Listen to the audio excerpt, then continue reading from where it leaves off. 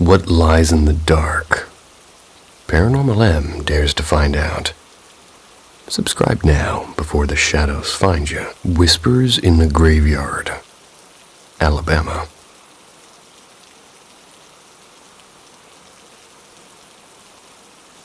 So at the same Catholic all-girl private school I mentioned in my first story, something unforgettable happened to me and 4 other girls during El Dia de los Muertos, the Day of the Dead.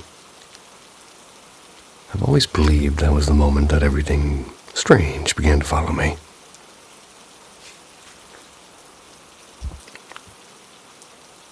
Every year on that day, our school organized a visit to a small military cemetery. We brought marigolds, sugar skulls, colorful ribbons to decorate the graves of Hispanic soldiers who had fought in wars. A few of the girls even visited their relatives' graves, and as usual, we were preteens trying to scare each other with ghost stories. At the center of the cemetery stood a white stone structure, a tall marble pillar shaped almost like a giant shard. Spiraling steps wrapping up around this thing. Underneath it was a shared tomb, where dozens of names were carved into the surface. It always gave me goosebumps. After leaving our offerings, we gathered on the steps for the traditional group photo. Then everyone slowly drifted away toward the tent where the caretakers were preparing sweet bread and hot chocolate. Except me and 4 of my classmates. We lingered on the cold stone steps, joking about how we were literally sitting on top of dead people. The air was damp, the fog hung thick, and the Michigan wind cut straight through our jackets. I thought it was Alabama. One girl, whose family practiced spiritual rituals, we'll call them, started reminiscing about how her grandmother used to call on spirits during this holiday. She laughed nervously while trying to remember the chant, murmuring like somebody reciting a half-forgotten rhyme. When she finally pieced the words together and whispered them clearly, the entire monument trembled.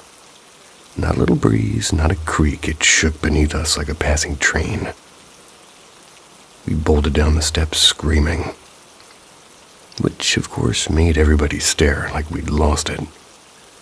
And no one else had felt a thing. Moments later, the girl who had said the chant turned pale. The teacher helped her to the tent while I stood with another classmate. The only other one who wasn't involved in brujeria. That's when we saw him.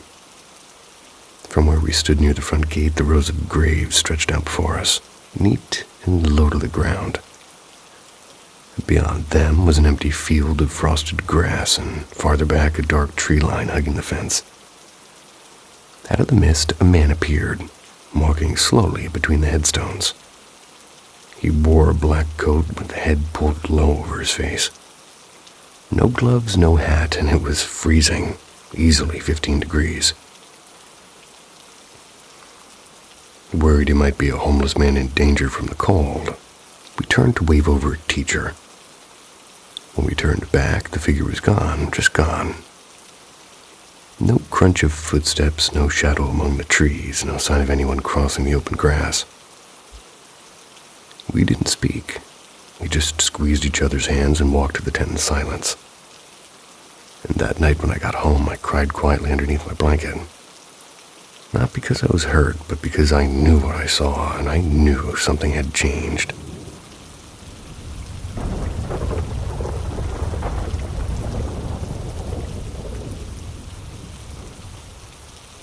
The Night Shift Whispers. Okay, so I work at a 24-hour convenience store. We used to belong to a big chain named after a bird. Can't remember exactly which. A bird. And that's before it got sold to another company that changed the name completely. And that was ages ago. The only reason this matters is because the building itself is old, and even though they've quote-unquote renovated it a few times, you can still feel the age in its walls.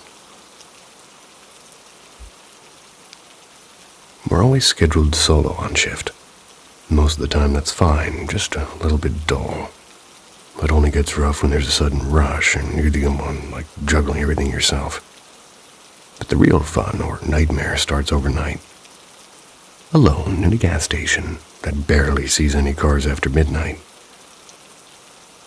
I'm not usually the type to get spooked easily, but some odd shit happens here that no one can explain. And it's not just me. Everyone who's ever worked overnight says the same. Well, I guess I haven't checked with the new night guy yet, but I probably will. If he's got stories, I'll share them. Here's a list of the stuff I've either experienced or been told about. We've all felt like someone's standing right behind us, especially in the storage all the way near the back. It's this heavy watching feeling. Like something doesn't want you back there. The bell at the door will go off and you'll rush out front, and of course no one will be there. You come back, try to finish restocking, and that pressure comes back again. I used to think my coworkers were being dramatic, and I worked a few weeks at third shift myself. Stopped teasing them after that. Coworker number 1, Jay, he told me he always felt a creeping sense of panic between 3 and 5, like something was standing just out of sight waiting.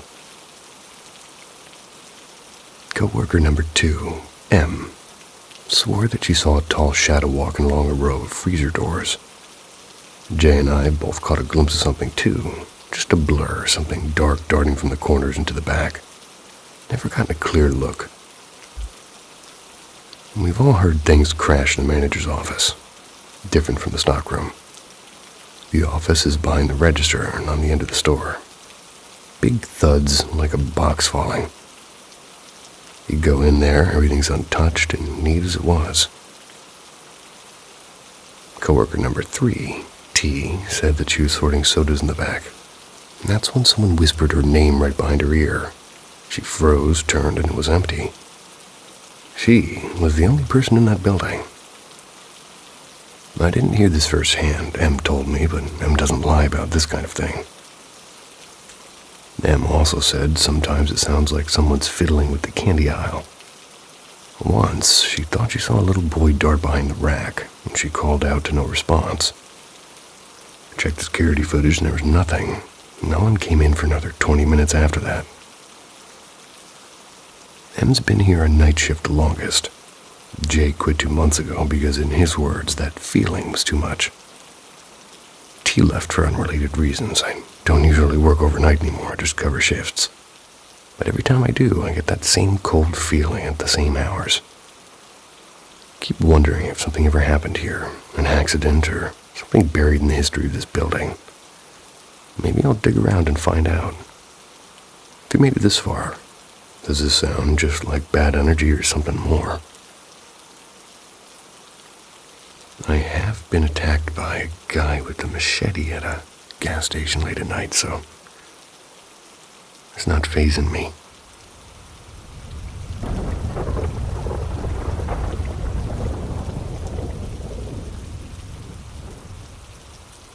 The Midnight Toy. This was something that happened to me. It was around 10 or 11. I've always been a big fan of stuffed animals, and honestly, I still am.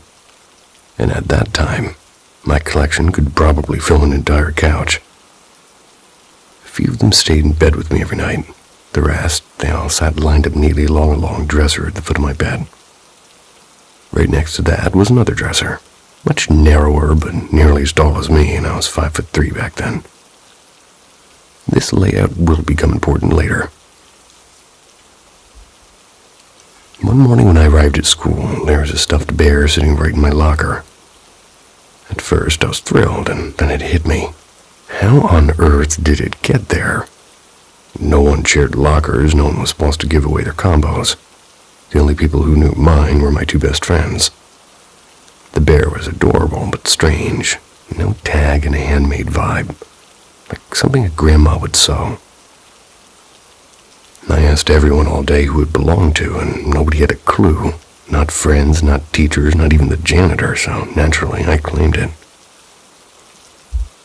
That night, sat in my bed, studied the bear closely, like I always did before naming any of my stuffies.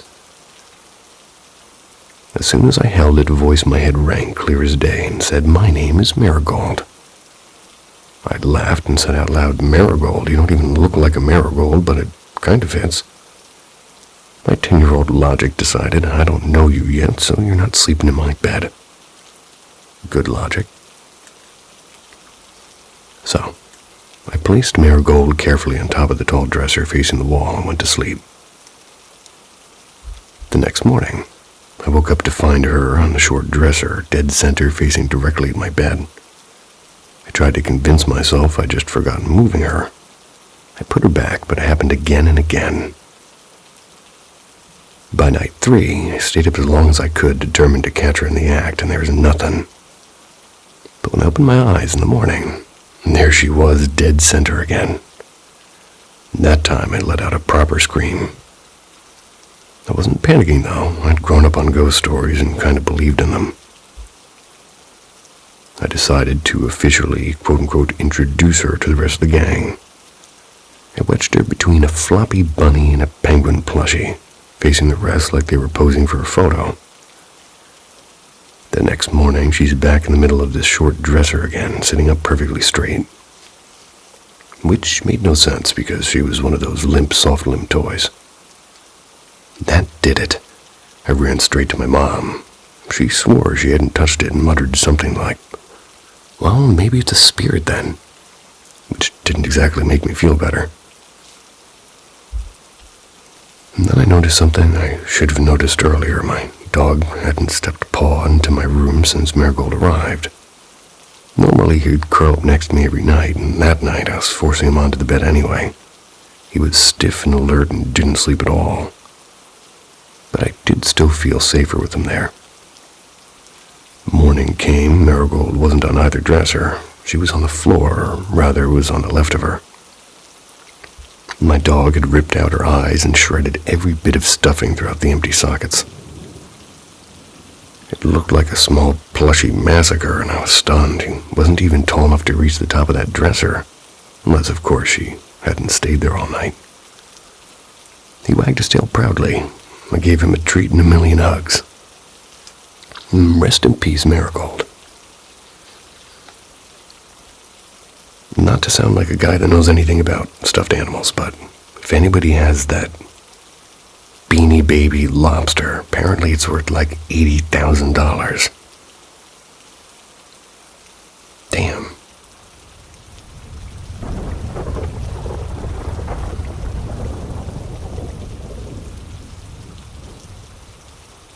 The Watcher in the Shadows.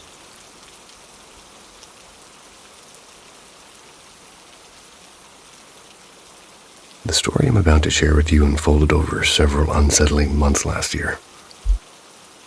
Gave you a bit of context, so the neighborhood I live in is long and has an eerie history.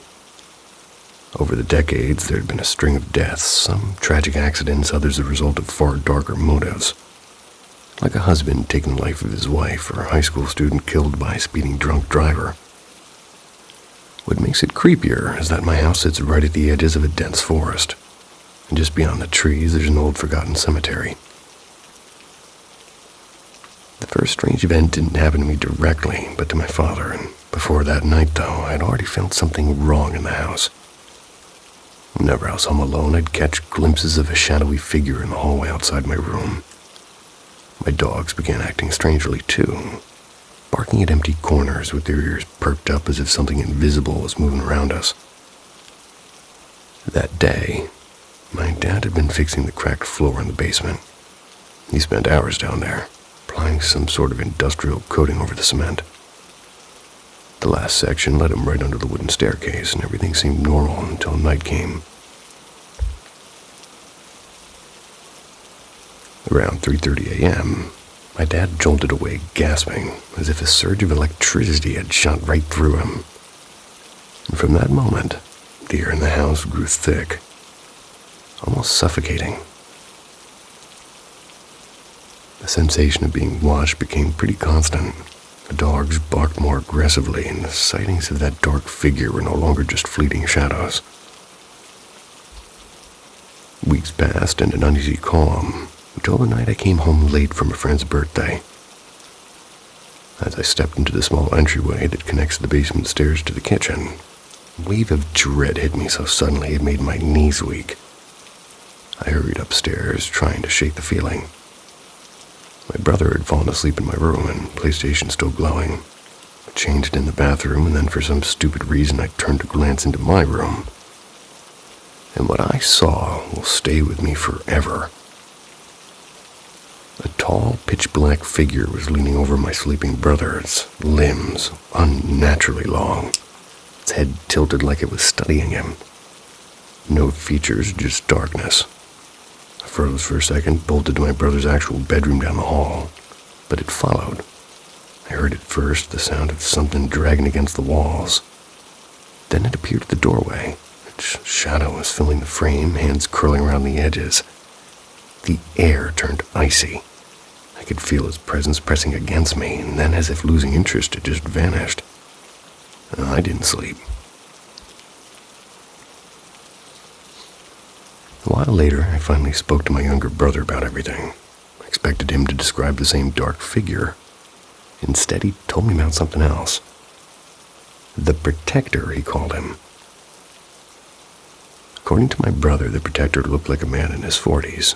Medium height, well-worn gray-blue suit, red tie, white shirt, brown hair, combed back, but a little bit messy.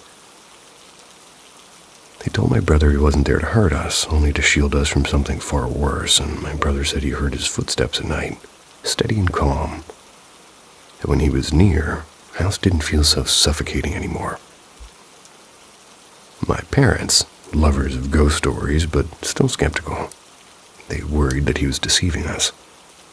They burned sage and sweetgrass and Palo Santo around the house to banish whatever was there. Yes, Gecko. For the first time in months, the house felt light. We slept, we laughed again, and we thought it was over. But the darkness doesn't leave that easily. When the Protector appeared again, this time to my boyfriend, everything seemed to change. The oppressive feeling returned worse than before. My dad began waking up, night after night with the same electric pain. Shadows moved where they shouldn't be, and sometimes we felt fingers brush against our backs or something shove us when no one was near. I started wearing a blessed silver cross, and oddly, encounters slowed down for me, but not for my father. It felt like the entity had chosen him. One afternoon while working on his truck, the jack suddenly gave way. The entire vehicle came crashing down on his chest and shoulder. My brother found him in time, using the spare jack to free him. When my mom and I returned, the ambulance had already taken him. He survived with a fractured shoulder, but the timing felt far too deliberate. That night we performed another cleansing. Salt lamps glowed in every room and holy water in every doorway, and finally the house went quiet and the darkness faded. Weeks later, the Protector appeared again, just once. And only my boyfriend saw him, standing silently by the window. Maybe he was saying goodbye, or maybe he was warning us. To this day, we don't know what that thing was or why it wanted my dad. House hasn't felt the same since. Sorry about the slight lack of breath. I got a broken rib earlier today.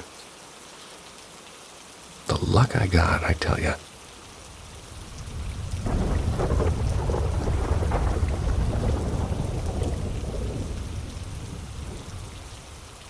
Voices in the Cellar. When I was around 10 years old, my family lived in a small duplex house on a quiet street. We stayed in the lower flat, while my aunt's family lived right above us. There's a shared cellar underneath the house where my cousin and I often went to play. It was damp and cold and always smelled a little bit like old wood and rain. In the farthest corner of the basement, somebody had spray-painted strange symbols and crooked words on the wall.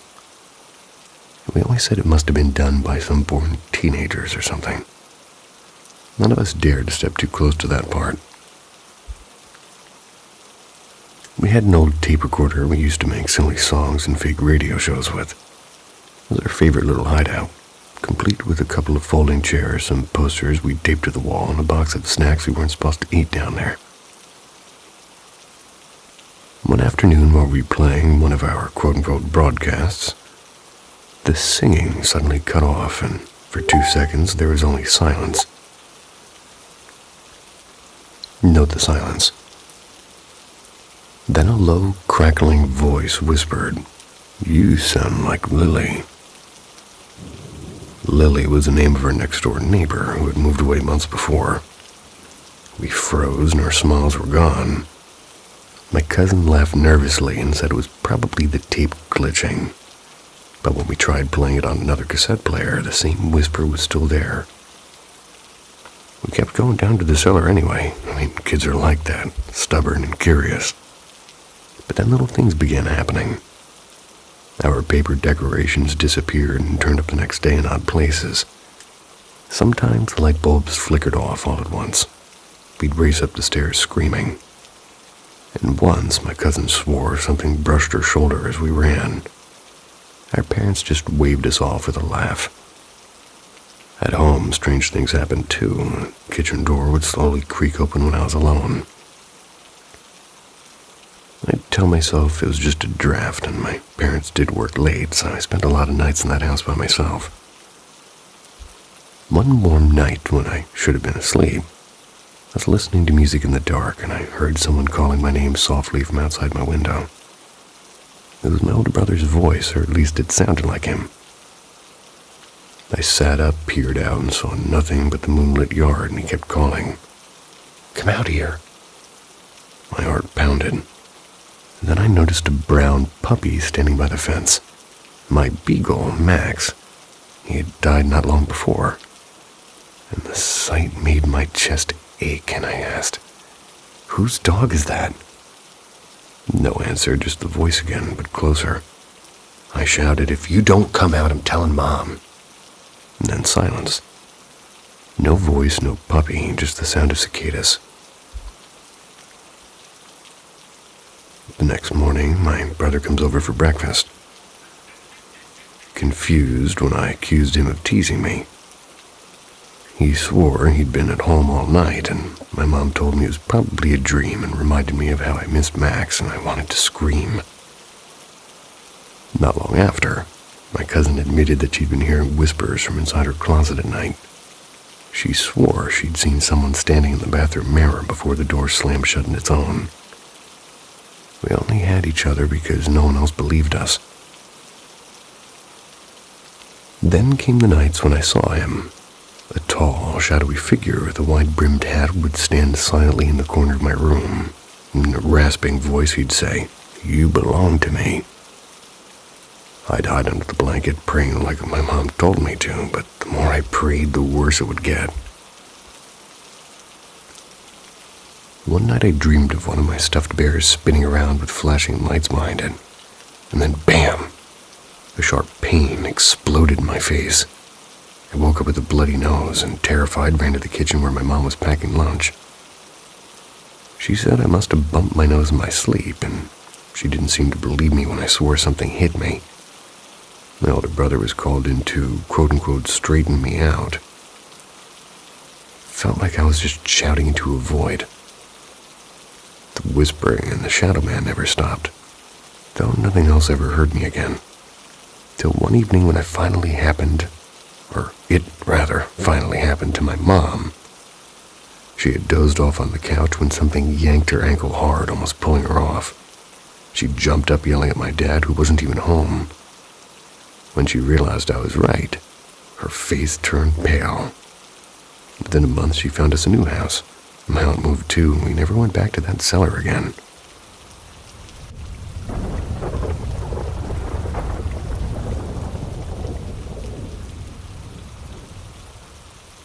The House That Never Slept.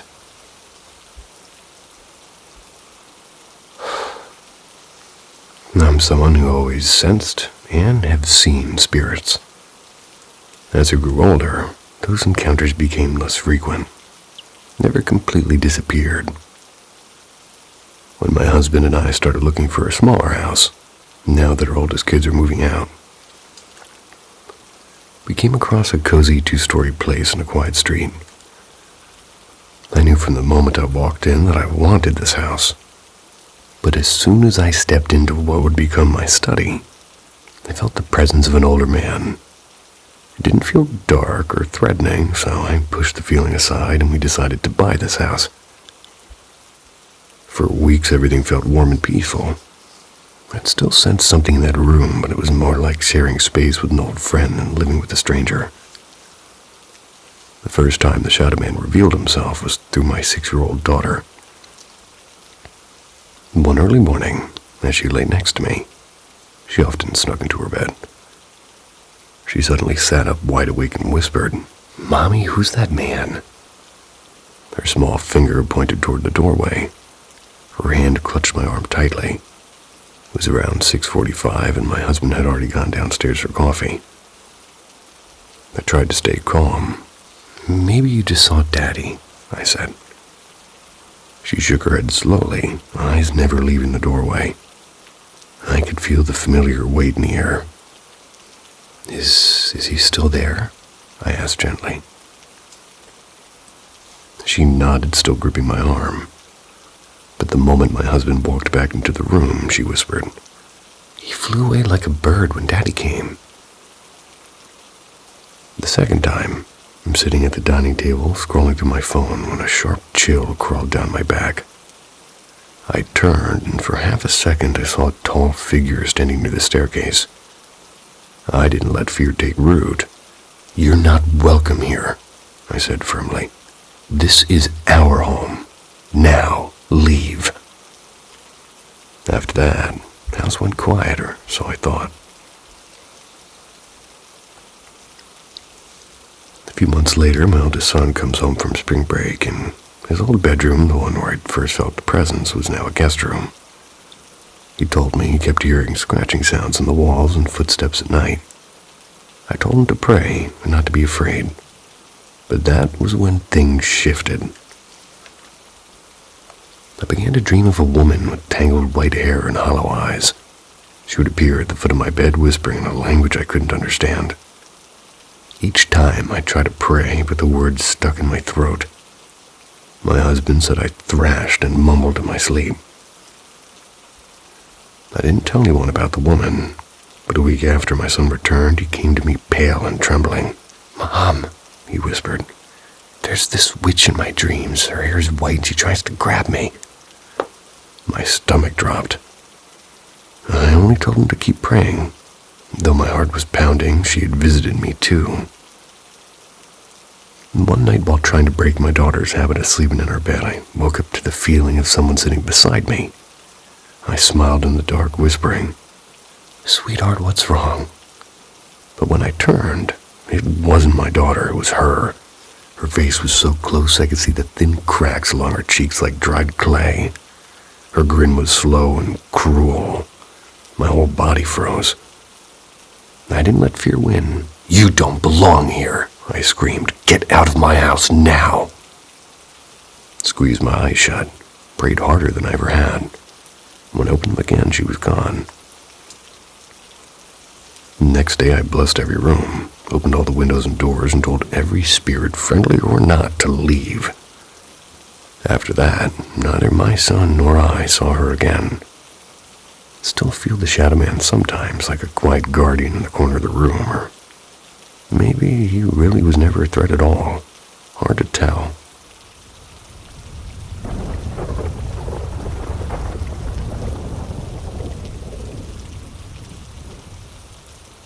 The night I couldn't explain it away.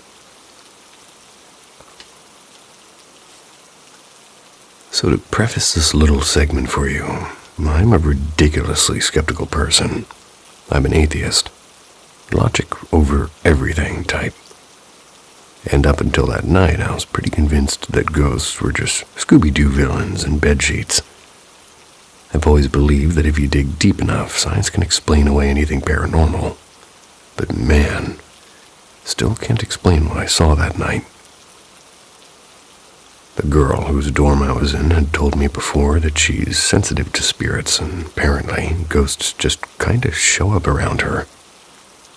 I remember laughing it off like, yeah, okay, sure, Casper. I'd never actually believed any of it, but after that night, I can't say the same anymore. So anyway, back to the story. Also, sorry if I ramble. I was scrolling Reddit while writing this and got way too invested. I was sitting cross-legged on the far side of her dorm room, phone in my hand. She and another friend of ours were chatting a few feet away. The place was dim, just some string LEDs and a warm lamp glowing near the corner. It's a pretty big dorm room, a quad I think they call it. Bathroom doors to the left, a desk pushed up against the wall right next to it. And I wasn't even thinking about ghosts, so they were all completely sober. I was about to turn my head to add something to their conversation when I caught a flicker of white movement in my peripheral vision near the bathroom door. At first, I brushed it off as eye floaters or some trick of the light. But for some reason, I turned my head all the way, and holy shit, there was this drifting, swirling mist moving quickly from the floor up toward the desk. Then it slipped into the open bathroom. I blinked hard. I rubbed my eyes. Even did that little head shake like in cartoons. But when I opened them again, it hadn't disappeared, still there and clearer now. It looked kind of like a small figure in a faded white dress, but it was made entirely of smoke, constantly shifting like it couldn't decide what shape to take. Naturally, my first thought was, okay, I'm losing it. Never had any kind of hallucination, never taken anything that could cause flashbacks. And no mental breaks either, I checked. Meanwhile, my friends were still talking, completely unaware. I pointed toward it and said, hey. Before I could even finish, the girl whipped around and said, you see something? The second she said that, the air in the room changed. And I swear it felt electric, like the whole place suddenly became charged with static. The mist shifted again, turning grayer and more condensed, like it was saying, yeah, you called me out, here I am. I didn't stick around to analyze it. I looked away, heartbeat doing a little drum solo in my chest. A little bit of Gene Krupa. And even my other friend, the one who never believed in anything remotely supernatural or supernormal, he got pale and said he felt it, and it wasn't just me.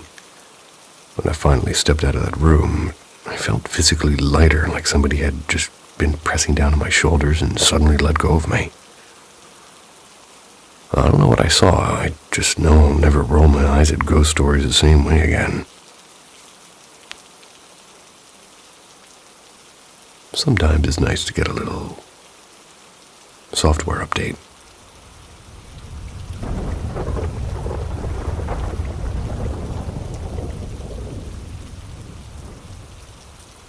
The girl who came back different.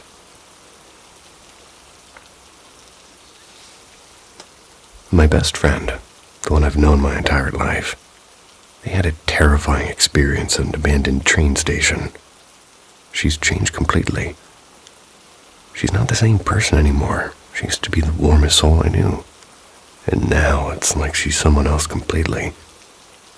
I'm honestly scared and I don't know how to even help her. I've known her since we're both in diapers, and she's 20 now and I'm 22, and our parents have been close since college. Family barbecues and holidays together and everything. She was the kind of person who'd make strangers feel like old friends, and she used to wear bright colors, always had her nails done and always smiling. We'd spend hours picking outfits together and going to the movies on Friday nights, and we'd sneak out once or twice for silly adventures. I was there for every big moment. First day of high school, her graduation, even her first tattoo appointment. She chickened out halfway, but still laughed the entire night. We went on trips together too, like New York and Florida, and even a short cruise once. She was like the sunshine in every room. Then one night she told me she was going with some friends to an abandoned train station outside of town. One of those places everybody whispers about being cursed, and I rolled my eyes. She'd never been into that ghost stuff. But she seemed oddly excited, and she mentioned that they were bringing a spirit box they got online. I thought it was all just a joke. Well, she didn't answer my calls or texts for about 2 days. It really wasn't that unusual, but something in my gut felt off. So I showed up at her house. I had her favorite matcha latte like I always do. Her mom looked worried. She said my friend hadn't been acting like herself since that night. When I knocked, she opened the door and just stared at me. No hey, no smile, just this blank, hollow look. Her eyes looked tired, her hair was messy, and her room was pitch dark. She sat on the floor, knees tucked, not saying a word. I asked her what happened, and she mumbled something about hearing voices that wouldn't stop. Over the next few weeks, she slipped further away. She stopped showing up anywhere. She wouldn't answer messages, and when she did talk, it was about strange, dark things. She said the whistle of the train follows her in her dreams. I'd catch her whispering to somebody who wasn't there, and if I asked, she'd either shut down completely or lash out at me. She once threw a mug so hard it shattered against the wall, and she was never, ever like that, ever. So strange. She stopped showering, stopped wearing makeup, and doing everything she loved. She wore the same faded hoodie every day, curtains closed, barely eating. She used to play pop songs on blast, and now it's just silence. Cold silence. I don't know if this is something supernatural or she's having some kind of breakdown, but I'm terrified. This isn't just a rough patch, maybe. Feels like she's gone. Does anybody know what I can do? I just want my best friend back. Well, you can be a little bit relieved that there's no more pop songs blasting. The rest of it sounds awful. You gotta help her.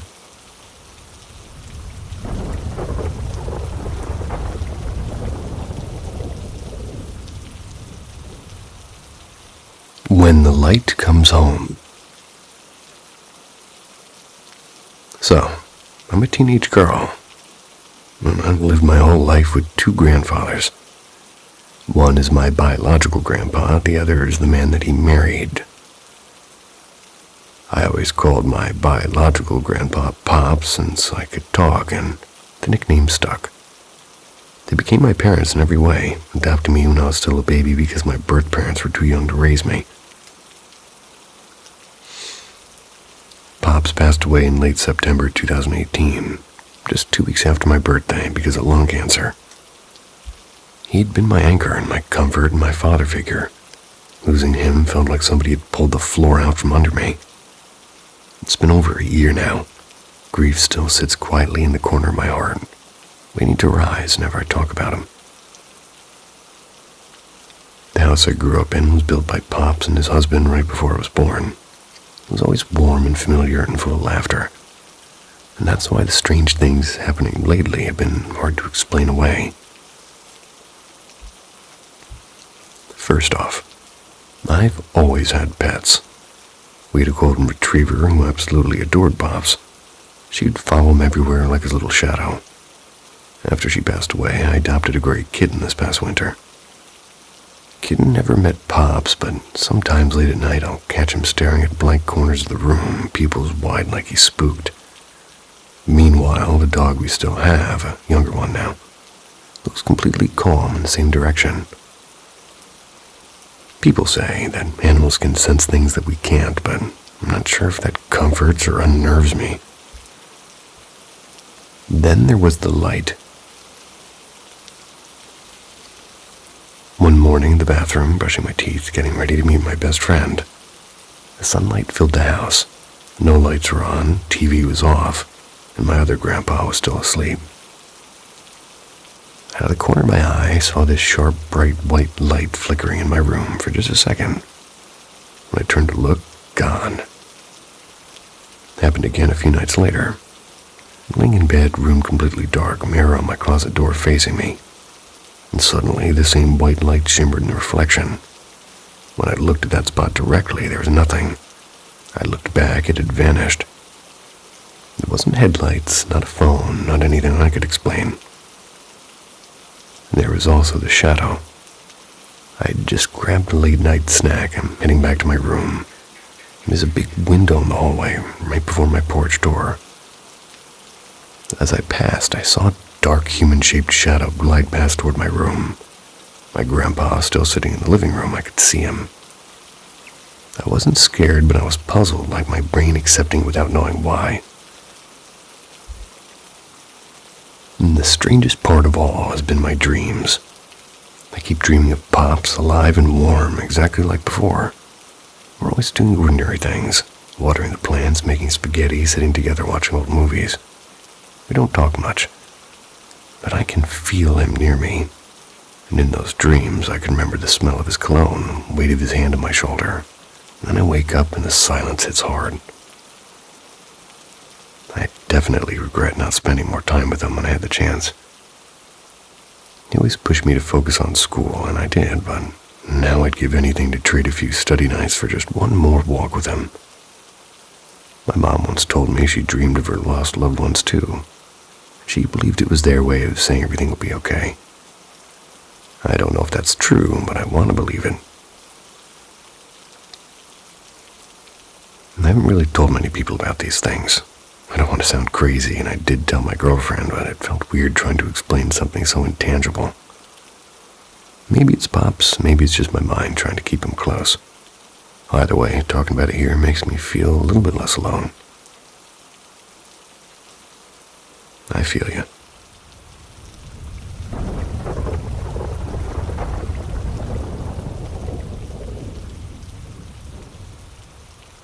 Whispers from the ceiling. When I was about 5, my mom became pregnant again and decided to move in with her new partner.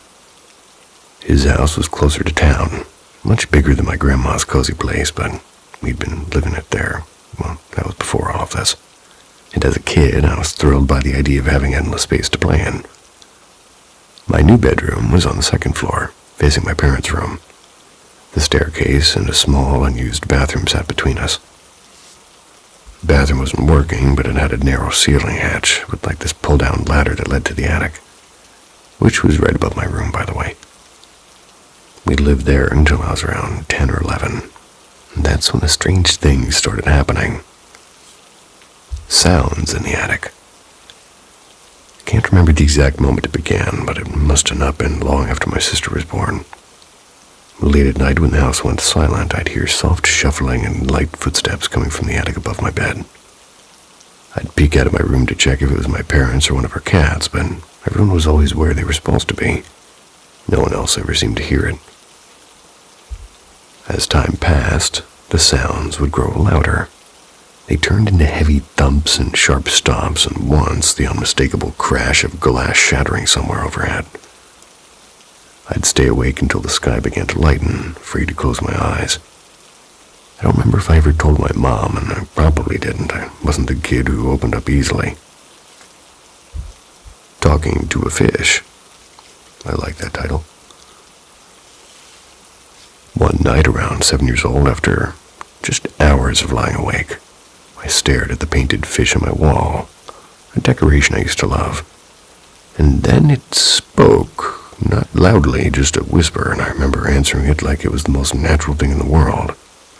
Even now, I can still remember that strange, quiet conversation, and it feels like a dream. I don't think it was. Alrighty then.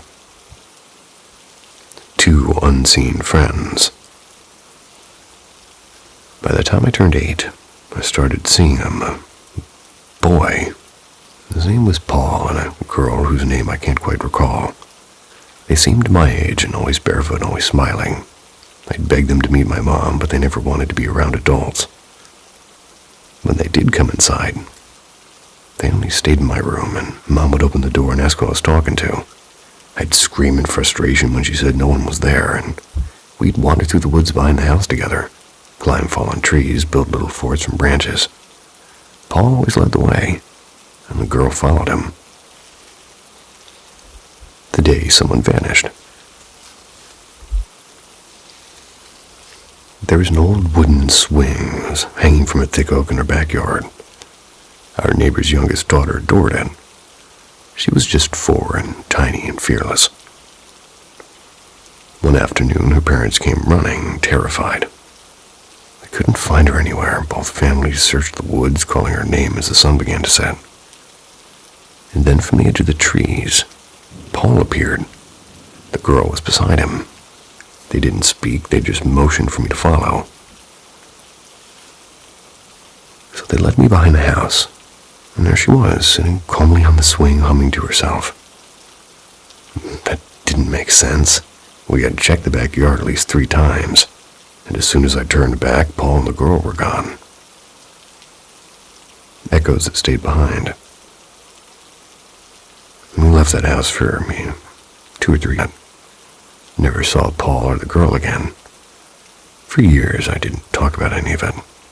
And then not long ago, my grandma told me that whenever she visited, she'd hear footsteps too. Maybe that's just why I love horror stories and ghost tales and all things strange. It's like that house gave me a lifelong fascination and maybe a weird talent for functioning with barely any sleep. I still think of Paul sometimes. His name feels like an old friend I never said goodbye to.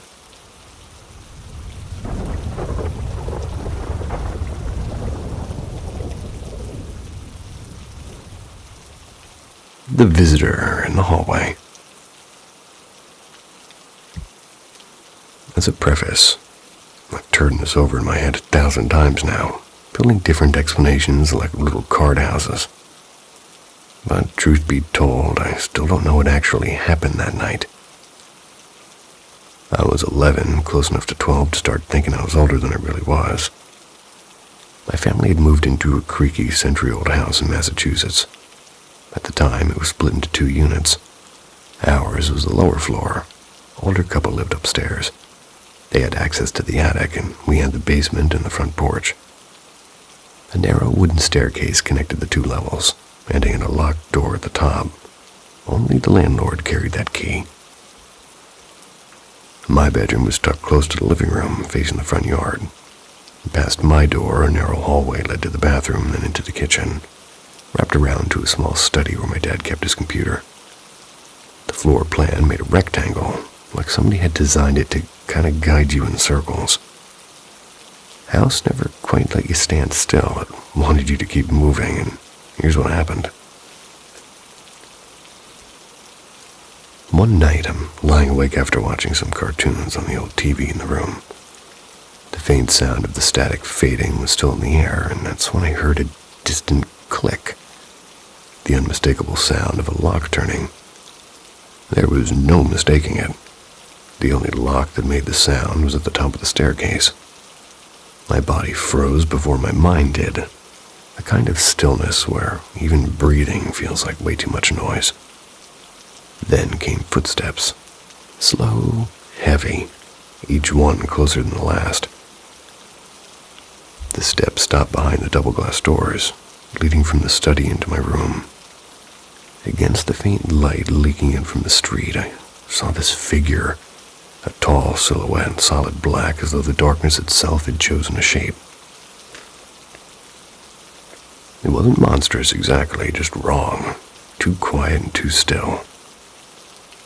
The doors creaked open, not slammed, not swung, but opened, as if whatever was behind them belonged there. The figure stood at the foot of my bed. It had no face, no features, but I swear it felt like it was looking at me. My chest tightened and my throat locked. Time, stretched like a rubber band, pulled too far.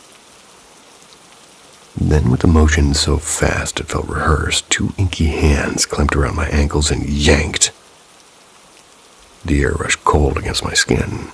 My body flipped over hard, and in that split second, just before I hit the mattress again, everything went black. When I jolted awake, I was upside down, head at the foot of the bed, feet on my pillow, The doors were closed and the house was silent. I did not think. I ran. I tore through that looping hallway to my parents' room, avoiding the staircase like it might reach out and grab me. They were groggy, confused, half listening as I stammered out of what happened. My mom just pulled the covers back, letting me crawl in. The next morning, nothing was out of place. Upstairs door still locked. The couple upstairs only muttered about someone stomping around in the night, and my parents shrugged it off, and I tried to as well. But years later, my mom brought it up again over dinner, that same mischievous smile on her face. Maybe the ghost was just giving you a heads up, she joked.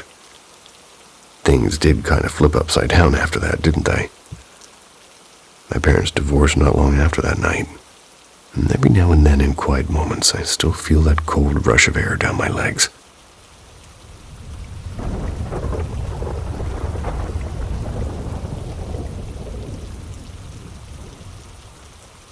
Whispers in the hollow hallways. Got a lot of things hollow lately.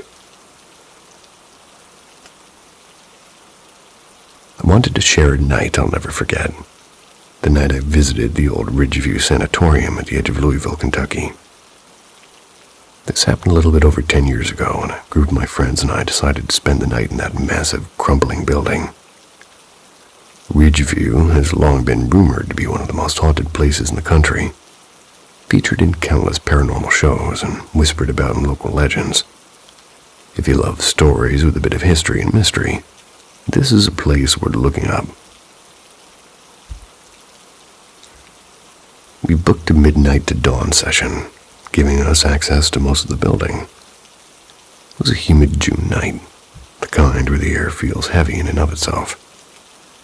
Much of the sanatorium was open to outside since many of the windows were long gone now.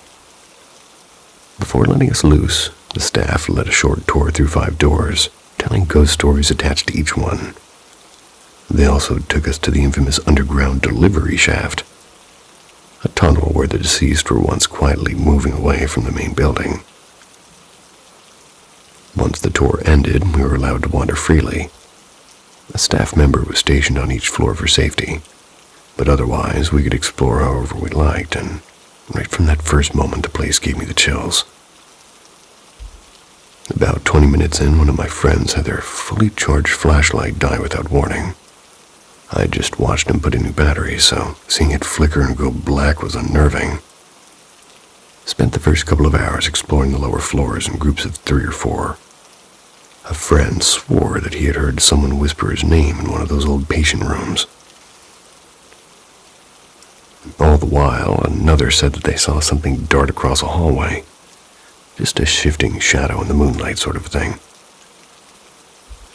In what used to be the kitchen, another friend and I heard loud banging, sharp and close, like somebody slamming a metal door. When we followed the sound, we found a row of rusted cabinets. We tried slamming one ourselves, and sure enough, the echo matched perfectly. No one else had been anywhere near that part of the building. Around 2 a.m., we returned to the delivery shaft. The first time we visited, we had been in this big group, so this time we wanted to experience it in silence. A few of the girls stayed behind outside, sitting at a picnic table. The rest of us stepped into the long, sloping tunnel. We were mid-conversation when one friend suddenly hissed, "Shh, listen." Faint, but clear, came the sound of voices. 2 people, maybe 3, taking soft and deep breaths and talking. It was deep in that tunnel. The echo carried their words up toward us.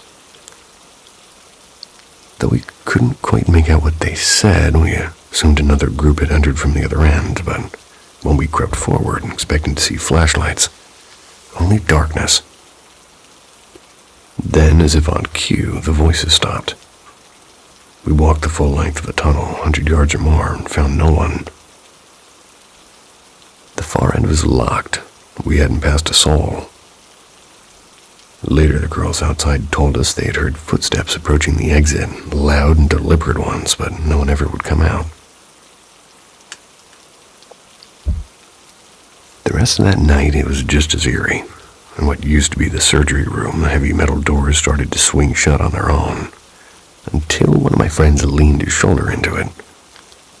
We heard knocking behind the walls, and photos I took later revealed strange white orbs floating in several shots.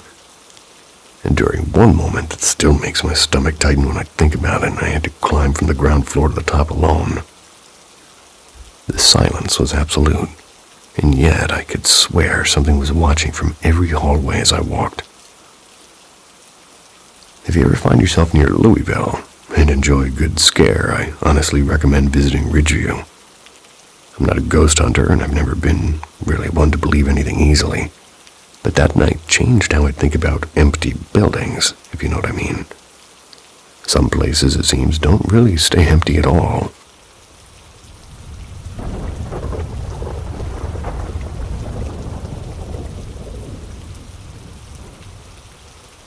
A menagerie of things about a house. To start off, you need a bit of background to understand how I ended up in this mess. When I finished high school in 2003, I couldn't find a decent job. I took whatever came my way. Fast food, warehouse, you name it. So when I finally landed a steady job with a company specializing in biohazard cleanup, that's pretty cool. Fires, floods, everything in between, I was thrilled. That excitement lasted maybe about a week. On my third day, my boss called me into his office and offered me the lead position of some special cleanup crew. I didn't even have a full uniform yet, and suddenly I was supposed to manage 3 new hires. I thought a raise was coming, but nope. No raise, no training, just a rusty van filled with cleaning supplies and some hazmat suits. A list of phone numbers. He called the position CSC crew leader. Told me I'd never see a body because the coroner would have removed it before we arrived, and that wasn't really exactly true. Yucky. The chair. The first job in my new role involved an elderly woman who had died alone in her living room chair. It was early summer, no air conditioning, and the coroner was late. The smell hit us like a wall, thick and heavy. Even though I had this respirator on, I could still smell all of it. The coroner pointed out the chair, the soaked carpet, and the puddle in the basement where everything had seeped through. Then they left us to work. As I bagged the back of the chair, I set it by the door and turned back. The base of the chair rocked on its own. No one was in the room. I told myself, uneven flooring, maybe. But then came the chill down my spine. I was sweating through the hazmat suit, but I shivered like I'd stepped into a freezer. Minutes later, the guys in the basement bolted up the stairs, pale as ghosts. They swore someone was down there, and we searched every corner. Nothing but footprints from our own shoe covers. Just as we turned to leave, a harsh, wet cough echoed from the shadows. We froze, dust shifted in the far corner as if somebody had just moved through. I tried to shake it off, but when I returned to the living room, the gallon of cleaner I'd placed by the floorboards was gone. I found it behind those trash bags by the door there, which was impossible because I'd stacked the bags afterward. Then came the whisper, soft, close, no words I could make out.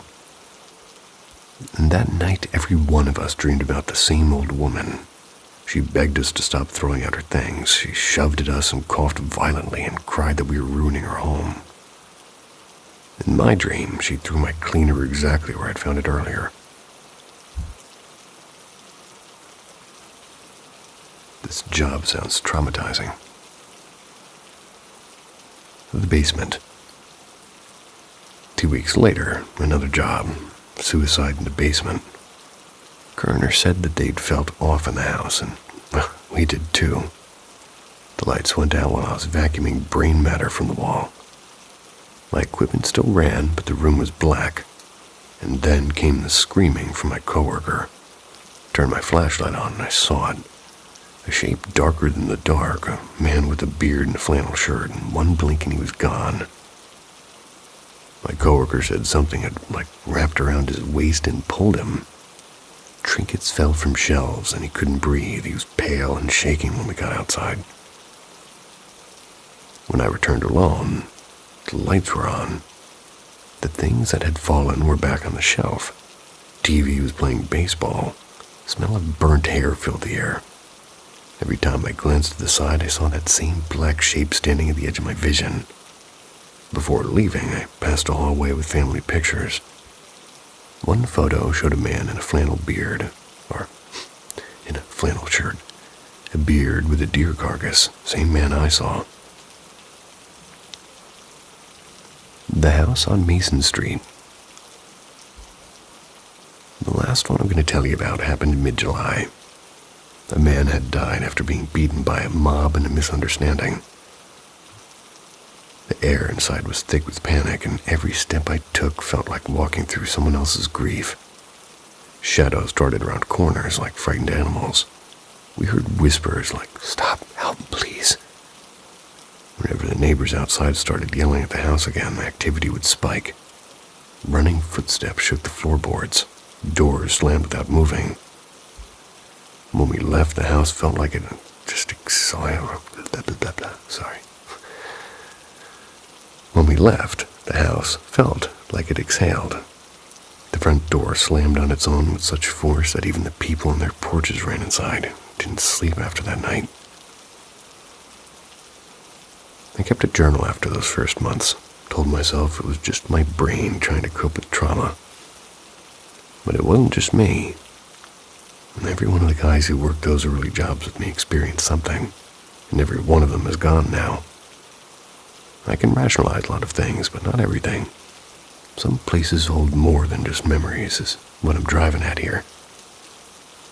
And I can't believe when I looked at the word exhaled, it seemed foreign. Sometimes my lips get possessed.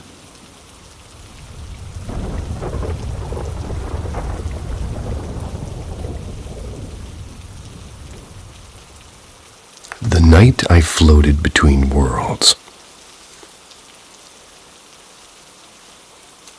When I was in 8th grade, just turned 14, my mom and stepdad came home late one chilly March evening.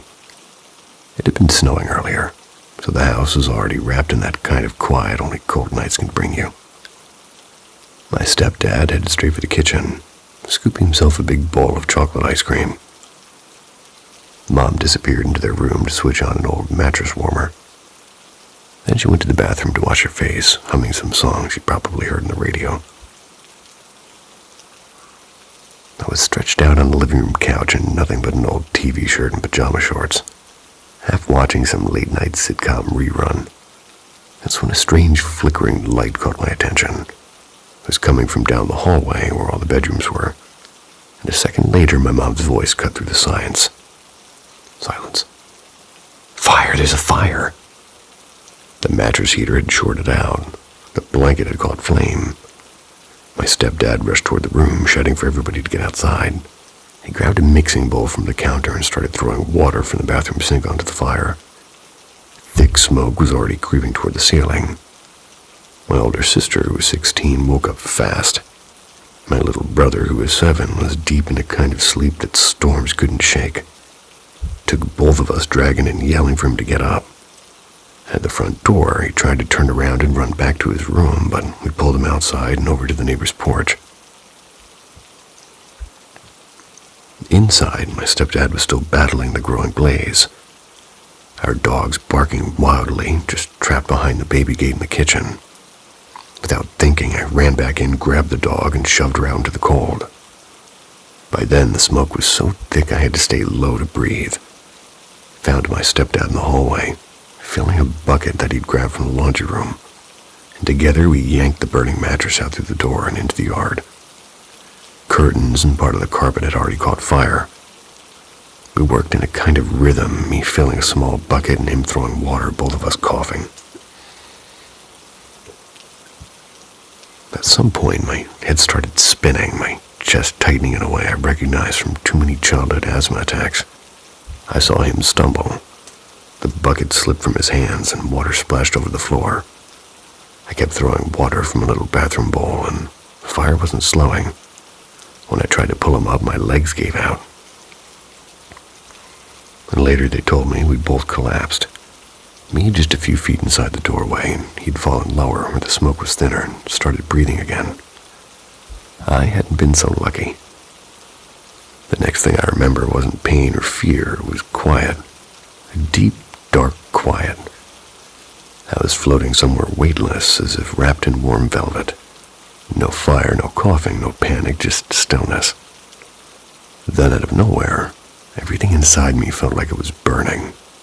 A slow, rising throb, like every nerve had been set alight, and after that, black. Mom told me later that when the firefighters got there, they pulled me out first. The EMTs had to restart my breathing and lost my pulse more than once on the way to the hospital. Last time my heart stopped, it was about half a minute. They shocked me with a defibrillator. She said I screamed, "It's burning inside me. Let me go back," before passing out again. I don't remember saying it, I just remember the peace. I spent nearly a week in the hospital, and they put me on one of those hyperbaric oxygen chambers because of the smoke. Hyperbaric oxygen chambers are awesome, by the way, especially if you have Lyme's disease, but anyway. My lungs felt raw, like I'd swallowed fire. My mom said that I saw God, and I don't believe I did. I think I got stuck somewhere in between. And in that in-between, there was no pain, no fear, no noise, just a dark calm. When I woke up fully, I could feel everything. Beeping machines, the soreness in my chest. The weight of knowing half my room was basically gone. Posters, my clothes, everything. And the memory of how for a brief moment, there was nothing but quiet. I've never felt that kind of peace again. Well, that actually sounds lovely.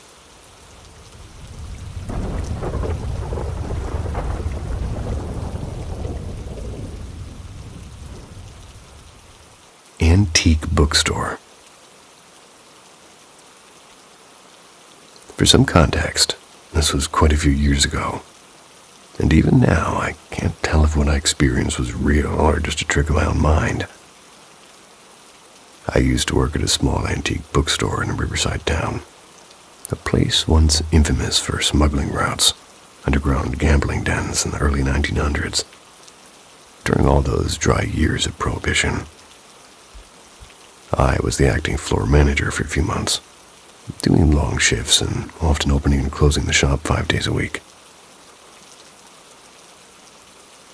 When I first started, the owner's niece told me a story. How the alarm installer had bolted out of the cellar one afternoon without saying a word. According to her, he swore someone was pacing on the floor above him. He had just come in. The place was supposed to be empty.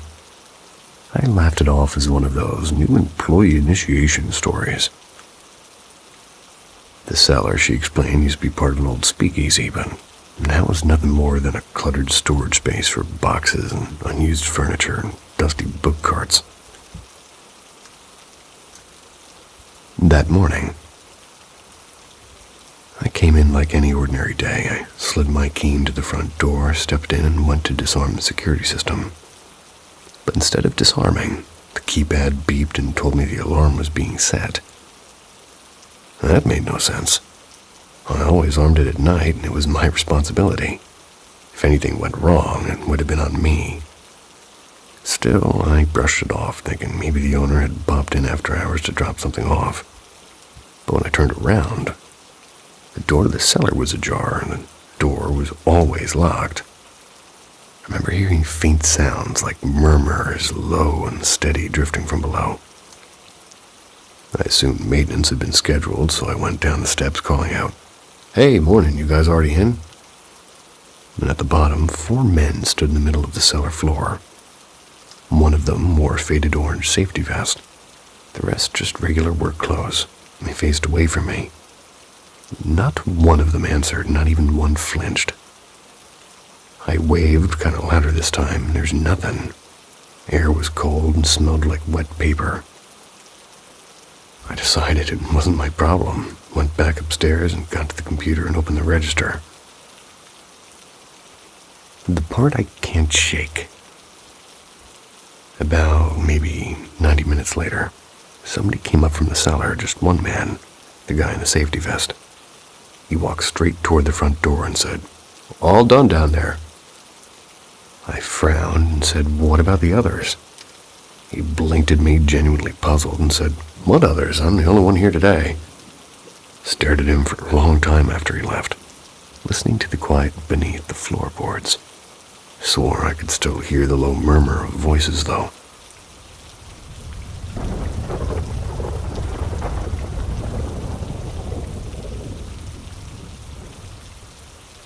The night the moon bled.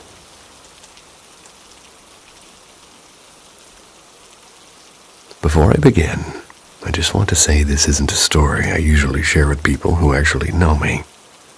It sounds insane, and honestly, if I hadn't been with somebody who experienced it as well, I would have thought I just dreamed the whole thing.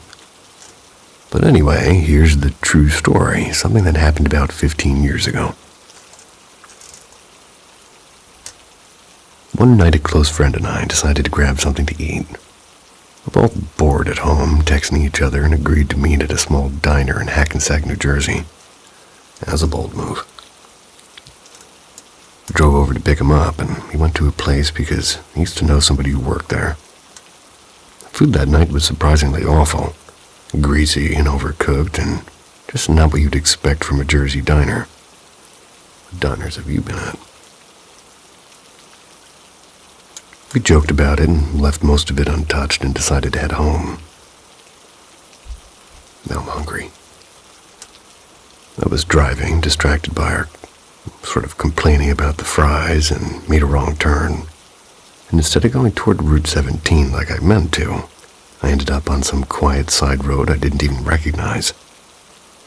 We weren't in a rush, so we didn't really care at first. Then I saw a turn that said River Street. Familiar enough, and I took it. The road didn't lead anywhere I knew. A few minutes later, it started to feel wrong. We were surrounded by dense trees, and that was the strange part. Hackensack isn't exactly wilderness. It's right by New York City. And as we drove deeper, we spotted a car pulled off to the side of the road. It wasn't wrecked, but no one was inside of it. Then up ahead, a police cruiser with its lights still flashing. Driver's door open, no officer, no sound. The road curved sharply to the right, and through the trees a deep red glow was spilling across everything. Thought it was a traffic light or maybe a building sign, but as we cleared the curve, we saw it. The moon. But not like any moon I'd ever seen. It filled the sky like it had moved impossibly close. Every crater was sharp and visible, and they were filled with red, looking like blood was spilling out, glowing and alive as if the moon itself were bleeding. For a long, breathless moment, neither of us said anything. I thought I'd lost my mind, and my plan was to just stay quiet and drop my friend off, get myself checked in at the ER. And then out of nowhere he whispered, "We're going to die." I stared at him and asked why he'd said that. He turned to me, eyes wide, and said, "Don't you see the moon? It's covered in blood. It's going to crash." That moment weirdly made me feel relieved. At least I wasn't the only one seeing it. We described what we saw to each other and pointed at the same spots and some glowing rivers, the same impossible closeness. We were too calm. I told him that if the moon really were that close, we'd already be feeling the pull and the chaos. And yet nothing. Just the red light pressing through the trees. Then, as he rounded another curve, the forest abruptly ended. The red glow vanished. We pulled over, and behind us, empty road and normal night sky. Bloody moon was gone. My friend begged me to take him home, and I did, and Against every bit of logic, I tried to retrace the route alone. No matter how many turns I took, the road with the trees was nowhere to be found. The same exit led me to a different street, busy, lit, and familiar. For days after that, I scoured old maps, spent nights driving around trying to find that stretch of road again. To this day, we still talk about that night. He's told people, I mostly haven't, but most think he just made it up or got too deep into some weird belief, but me, I just know what I saw, and it was real.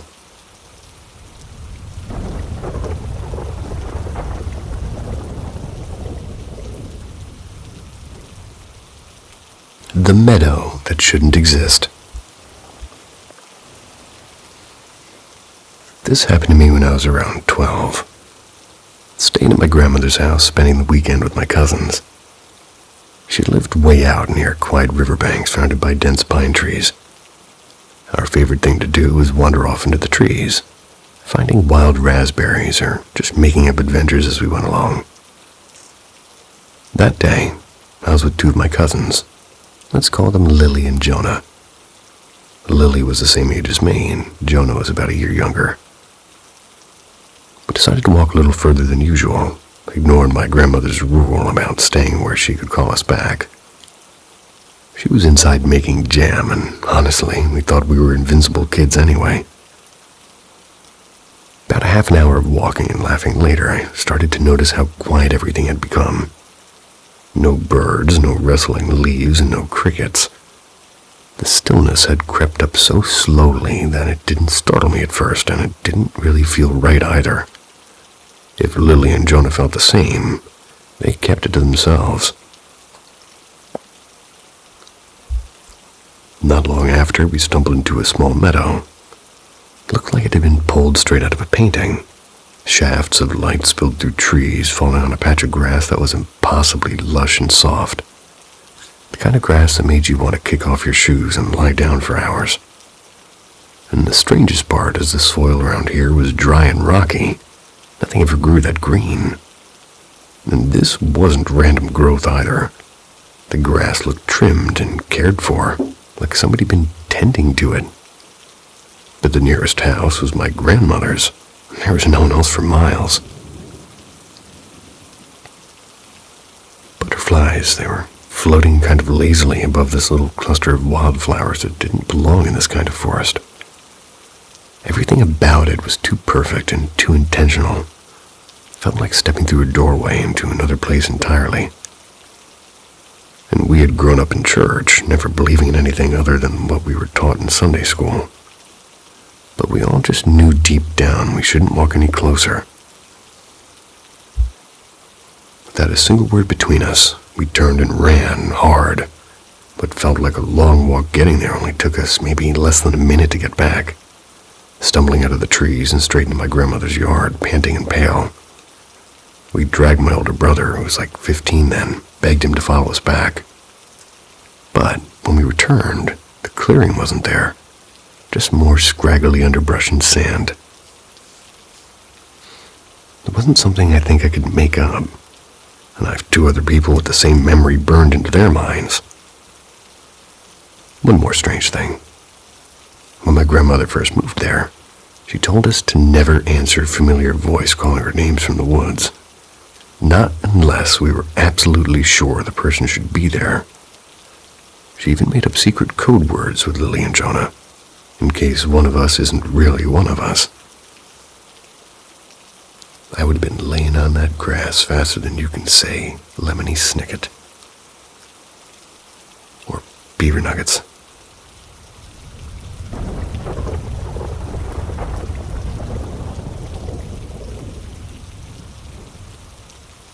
The Vanishing Things.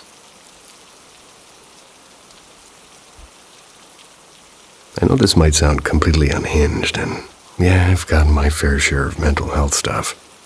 Anxiety, depression, ADHD, and PTSD. But what's been happening doesn't fit neatly into any of those boxes. I've had a couple of weird experiences before, both of which I wrote about on Reddit, but eventually deleted because the replies didn't seem to help much. The first thing that happened was back when I lived with my ex-boyfriend. It was in his family's old house. In the laundry room, I'd sometimes catch a sight of a tiny figure out of the corner of my eye. Like a child, but not quite human. Little things would be moved around or vanish down there. And once, after we politely asked whatever was there to please leave our stuff alone, we found what looked like a pair of tiny handprints outlined in spilled baking soda. Not long after I moved from Illinois to North Carolina. A few odd things shifted around in my new place too, but nothing actually went missing at first. I swear I might have seen that same shape standing near the heater one night, but I can't be sure. The second thing happened a few months later. I'd hear slow, deliberate footsteps pacing just outside my bedroom window. Kind of sound you feel in your chest. Crystals I kept on my windowsill would end up in random places, sometimes on the floor. During one dawn, just before the sky went, I heard something say my name from outside, and I tried to yell go away, but no sound would come out of my mouth. And the part I really need advice on, since I first started seeing this little figure. Three of my most meaningful belongings have disappeared without a trace. I can't swear it's connected, but honestly, it feels like it. The first thing was a smooth black pebble I picked up at the lake on one of the worst nights of my life. It wasn't just a rock. It was the one thing I carried everywhere. Holding it always made me feel a little bit steadier. One day it was gone. My ex and I tore the house apart, and I know I hadn't taken it anywhere else. The last time I remember having it, curled up on the couch with a fever, he placed it in my hand to calm me down, and by the next morning it was gone. The second thing was a soft green overshirt that my brother gave me when I turned 20. It was light with wide pockets, and I'd always stuff with these quartz points or dried flowers when I walked in the woods. And one afternoon, I just hung it on a chair. A few hours later, it had vanished. I checked every closet and every drawer, even the trunk of the car, and nothing. And finally, my black baseball cap with a crescent moon embroidered on it. Stitched it myself. Wore it almost every day for years. Had it on last night when I went with my mom to get takeout. Never left the car and turned the entire house upside down since then. Just gone. All three of these things were part of my everyday life. Always remembered where to set them down, and now when I try to think back to the exact moment I last held them, it's like there's a hole in my memory, a blank spot. I can't recall a single detail. I keep wondering, like, am I losing it or is something taking them? If it's something, a fae, a spirit, whatever, is there a way to ask for my things back? Even just the hat. And no, not carbon monoxide. Carbon monoxide certainly can't take things.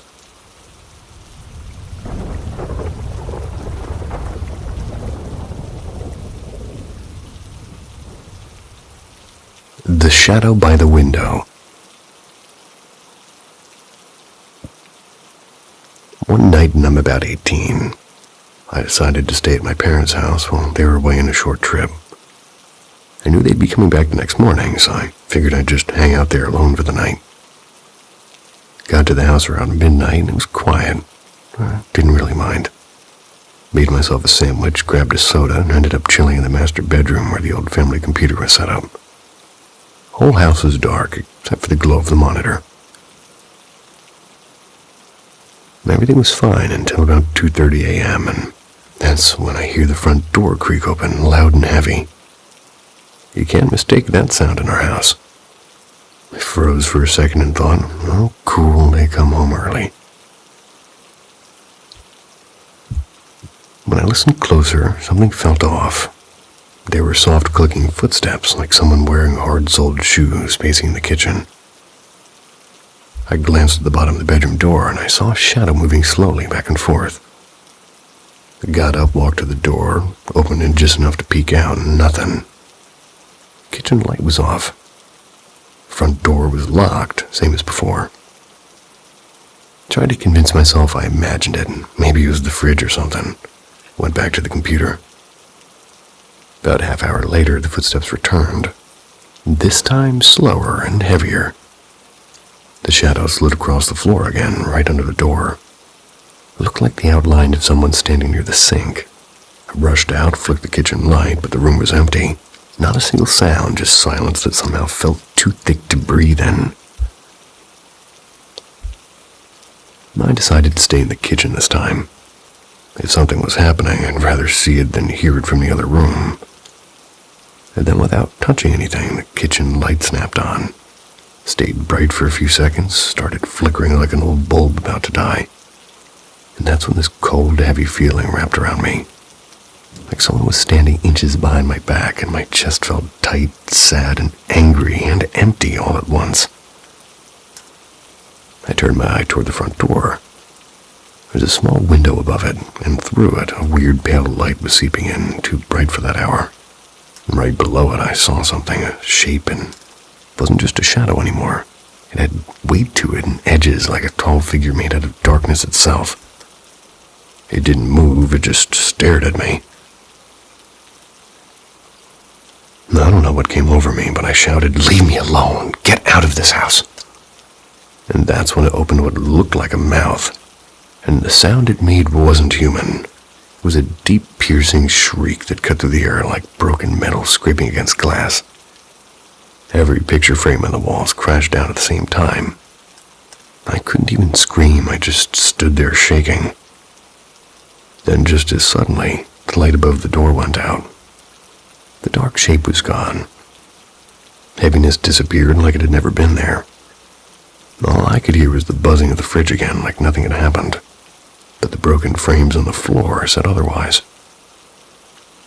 I turned every light in the house on, sat in the living room until 5 a.m. and waited for my parents to come home. When they finally did, I didn't tell them a word about that night. For years I thought maybe I just lost it. But the sound of that shriek, that's something you don't forget.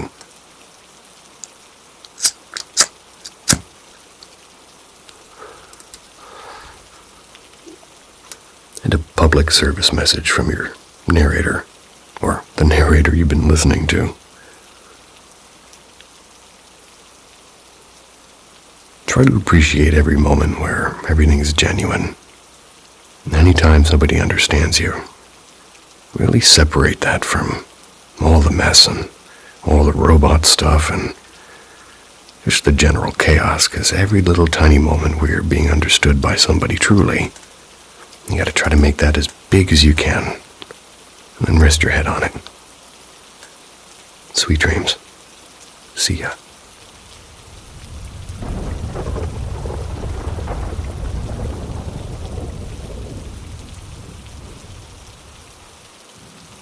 Good evening. Welcome back to Paranormal M. Help us work the algorithm by dropping a comment below, respond to stories, or leave your own 6 cents on the matter. It helps us a lot to grow our channel and keep us going. So, enjoy the ride. Something that's bothered me since I was a kid. In the 90s, I was in my younger years, you could say. I remembered this day specifically for 2 reasons. One, I'd finally saved enough pocket money to go get hungry hippos. And 2, what I'm about to tell you. So it was a warm and sunny day, sometime in the late 90s. I'd finally saved enough money to get hungry hippos. My mom was talking me to get it soon. She said that she had to do some ironing. So I followed her upstairs and I sat on her bed, waffling nonsense as most kids do, when the house phone rings downstairs. Mental, I know. Telephone's attached to the wall. Christ, I'm old. So am I. So she puts the iron down and goes downstairs. I'm sat there yammering away to myself when I looked to the left, and there was a black shadow-like figure, quite tall with red eyes, looking at me through the bedroom window. I absolutely shit a brick. Got goosebumps typing this out. So I jumped underneath my mom's quilt on her bed and waited for her to come back upstairs, absolutely sweating my back out. She came up and it was like nothing had happened. I'm still quite confused about this to this day, and I've just turned 30. It was so clear, though. I could clearly see it just staring at me. I will say as well, the house that we were in was originally incredibly haunted. I've got many a story from being a child, but this is one of the ones that lingers.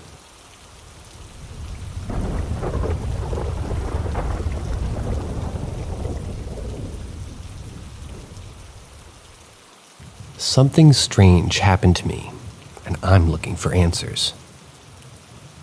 Not safe for work warning. You've been warned. I had something that's been bothering me, and it happened recently. To start off, I look for any possible explanations and everything, but I'm not really finding one here. 2 nights ago, I was sleeping when I heard my best friend's voice talking to me, and it woke me up. As soon as I heard her, I immediately woke up and I looked at the corner of the room where I saw a figure. Since I was half asleep, I assumed it was her because I had heard her voice wake me up just seconds before. I flat out asked it my name twice. I'm gonna change her name and I'm gonna change it to Sam. So, Sam? When I asked whatever I saw if it was my best friend by name, it started to disappear. At that time, I assumed maybe my eyes were just adjusting and I was still pretty tired and went back to bed. When I woke up in the morning, I started thinking about how weird it really was, so I decided to tell my brother about it. As I'm telling my brother, both our front door and screen door opened and shut like somebody was coming in. Mind you, they were completely shut moments before. We both looked at each other and was like, yeah, that was definitely weird just now. I decided to sleep with my lamps on at night just because I was a little spooked. At one point, I woke up to use the bathroom and I realized my lamp was turned off, even though I had specifically left it on. I was also the last one awake, so no one came in here and turned it off after I fell asleep, as if they were already asleep themselves. This one can be explained, though, as it might have turned the lamp off, or maybe I might have turned the lamp off and not remembered. However, it's still weird when taking everything else into account. Back to what originally started this, the figure. This is driving me absolutely nuts, because at the moment it didn't occur to me how weird it would have been for my best friend to be standing in the corner watching me sleep, and instead, I accepted it as normal and even asked if it was her. And here's the thing. It wasn't because it didn't even look like her, it was simply a figure. Just a dark figure with barely any characteristics. When I asked the figure if it was the name of my friend, I was filled with an unsettling feeling of split-second fear. For the slight second in that moment, I was scared that when I asked if it was my friend, it was going to step out and reveal itself as something else. But instead, it started disappearing. Phew.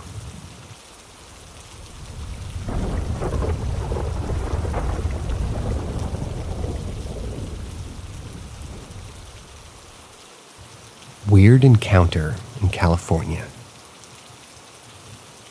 A little bit of background. I was driving from Washington to California in 2021 to visit my grandfather. I had a little red Honda with 200,000 plus miles on her. Good little car. Anyways, I'm driving through one of the national forests in the late night hour looking for a place to park my car and sleep. I was pretty low on cash, so I figured almost anything would work. I see a sign that looks perfect. Campground up ahead to the right half-mile. I turn down the first right turn that I come across and make my way down the road. It's a really rough road, but I figure some campgrounds work like that. Go about a mile down the road and realize this is probably not the campground road, but a logging road or something. There's a small clearing to the left of the roadway, and I figured it was just as good as anything else. so I parked my car and killed the lights. I had left my blankets and pillow in the trunk of my car, so I got out to retrieve them. I noticed that I can hear my heart beating regularly, loudly. I don't question it. I continued collecting my things, and a thought ran across my mind. That's not my heartbeat. I don't know what I was hearing, but my mind flooded with fear and adrenaline, and I got back into my car as fast as I could. Scared at first, I just listened because I thought the heartbeat could have been footsteps from a very large something. Then I got the idea to turn on my headlights. I could see nothing around, hear nothing around. The headlights were facing the opposite way of the direction I assumed the noise to be coming from. But with brake lights on, I saw nothing. Well, I started to wonder whether I had heard anything at all. I had blanket and pillow, shut off car, and was so tired I decided to try and lay down. This lasted less than 2 minutes. All of my senses were telling me to leave, so I did. Made it back to the highway, took a right turn back onto it, and found the campground shortly after. This part has nothing to do with the story, other than being what happened between when I went back to see if I could find footprints.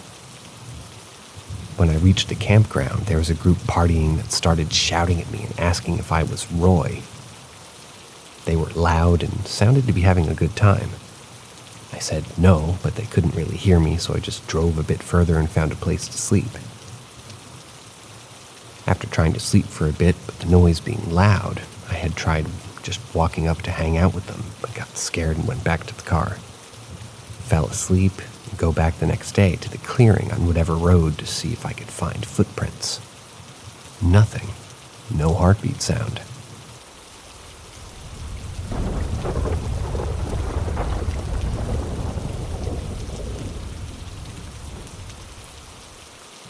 A ghost led me to my family tomb. This happened in early July. I was on a trip with my wife and mother-in-law through the United Kingdom, and we had a few days in Edinburgh to take in the sights. Now I knew that my family was originally from Scotland, but I wasn't sure where. Edinburgh seemed a pretty safe bet though, since that's where J.K. Rowling is from, and my last name, while rather uncommon, is incredibly similar to a minor character in the Harry Potter books. We had heard that she took inspiration for a number of characters' names from headstones that she found in local kirkyards, cemeteries. So we decided to take a look for ourselves to see if we could find anything. Long story short, we did. Early one evening, we visited St. Cuthbert's kirkyard near Edinburgh Castle.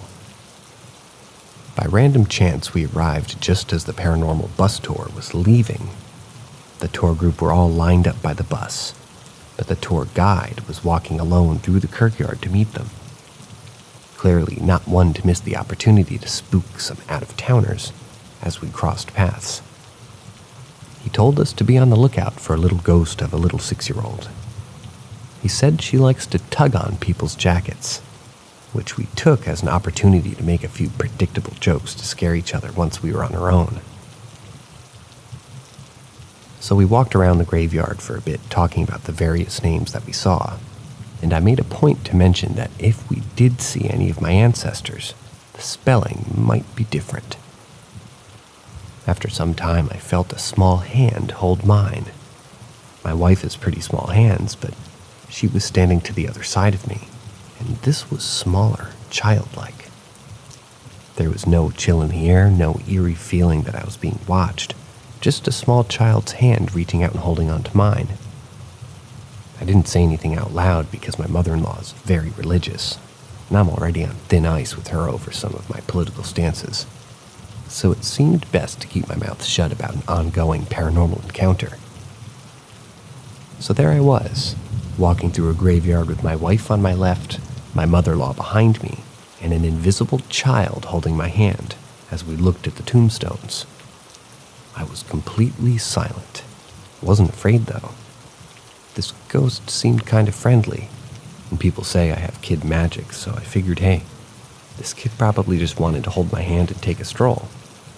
It wouldn't be so out of the ordinary had the child in question been somebody I knew and, well, alive. But I digress. I slowed my pace to make it easier for the kid to keep up. I have long legs and people say I walk fast, which caused me to fall behind a little as my wife went on ahead.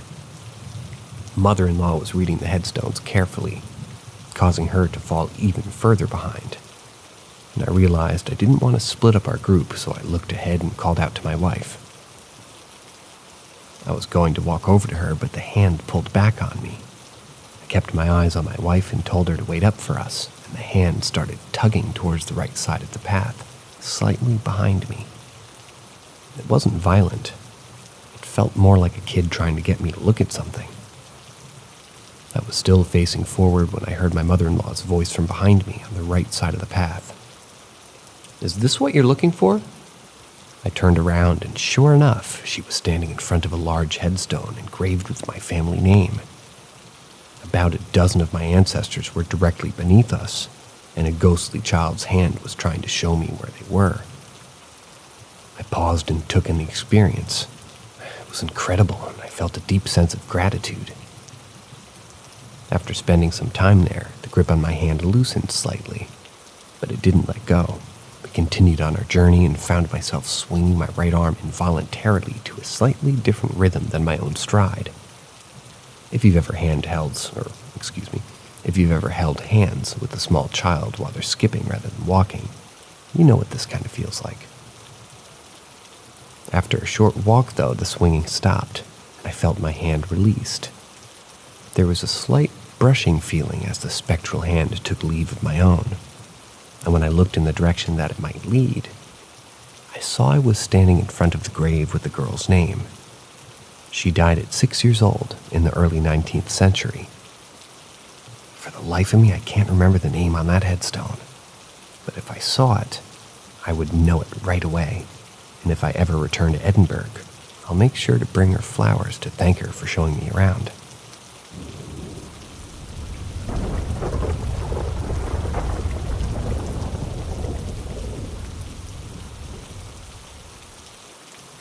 My childhood home.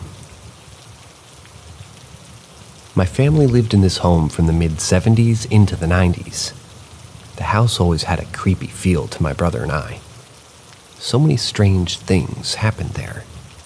Toilets flushing at night, stereo coming on. My brother and I were terrified of the basement for some reason. My mom would send us down there to get a loaf of bread out of the freezer, and you never saw a kid race up and down stairs quicker. Nothing unusual happened in the house according to the oldest members of the neighborhood.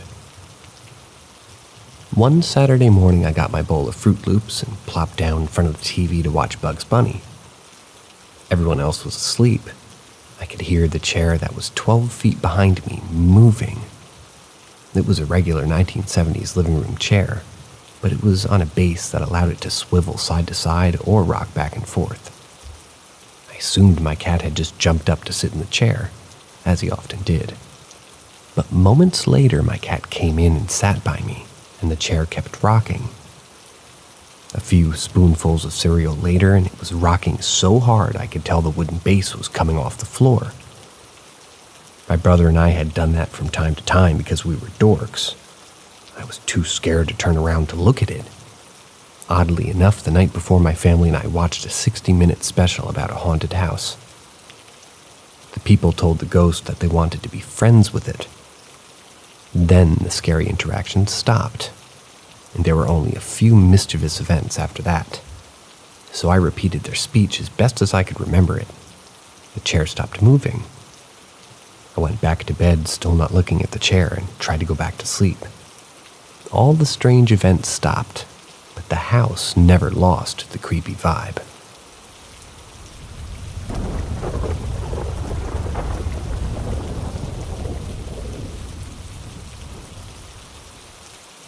Haunted building in Denver.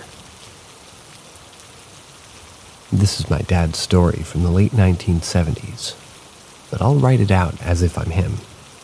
I've I've heard the story so many times, it's easier to just transcribe it from memory instead of retelling it, if that makes sense.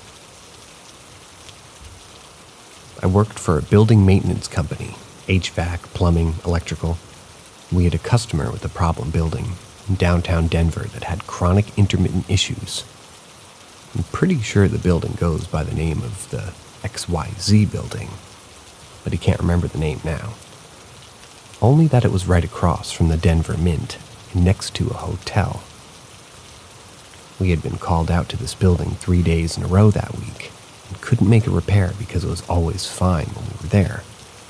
I can't remember what this problem was, but it's immaterial to the story.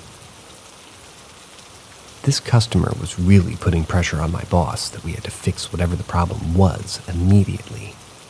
And the boss was mad that he couldn't bill anything out yet, so we decided to let the three of us who ran the unproductive service calls there and just spend the night there to figure it out. Great. The building engineer was always a crazy son of a bitch. The man had his way of fixing things and we had ours. He used very crude materials and he had horrible workmanship on his fixes. We fixed things the proper way so that everything was up to code.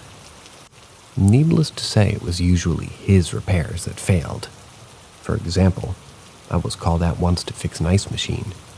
I found it was rigged with rubber bands and paper clips when the thermostat needed to be replaced. The building manager asked me if I found the problem, so I showed him how I found the machine and explained how it should be fixed. The building engineer also showed up, yelling, "I told them it wouldn't work. They're always doing these shoddy repairs. They should be fired." When we got to the building for our overnight adventure, a maintenance worker told us that the engineer had died at his desk in the mechanical room a few days before. We were a little relieved to hear that we wouldn't have to deal with the bastard. We got to the mechanical room, set up our cots to prepare for the night, and double-checked that we all brought our tools in with us, because we were going to be locked in for the night. We were sitting there joking around about what we expected to find wrong with the building, and one of the guys noticed the building's engineer's sweater was still in its usual place over the back of his chair. The guys working with me absolutely hated him and threw the sweater on the ground and stomped on it because the building engineer was always such a jerk. Shortly after that, we were making rounds and all the electrical to the building went out. Yet, against all logic, we noticed the elevators were somehow in use. We could tell the elevator was a couple of floors above us by looking at the floor indicator. I'm thinking this was some kind of open floor plan, multi-floor department store office at the time. When the doors opened, we heard the elevator settle a bit, like a significant weight just got into the elevator. It went down a floor, still a floor above us, and we heard the doors open, and it sounded like a single person got off the elevator, walked a few paces in the store office, and got back into the elevator. Our floor was next, and we assumed people were up to no good, ended up locking the building with us. So we ran back to the mechanical rooms, that way we could grab something to defend ourselves with. I grabbed my .22 that I always kept in my tool bag, and the two other guys with me grabbed knives or big wrenches, not sure which. On our way back to the spot by the elevators, pipes just started bursting everywhere. I ran to find the main shutoff valve, and after I turned it off, I was back at the spot where we stood before the pipes burst. I looked around for the broken pipes. We found 2 broken peoples down 2 different corridors. Shortly after I finished welding mine, I believe that they autocorrected pipes to peoples, so I'm going to rephrase that. We found 2 broken pipes down 2 different corridors.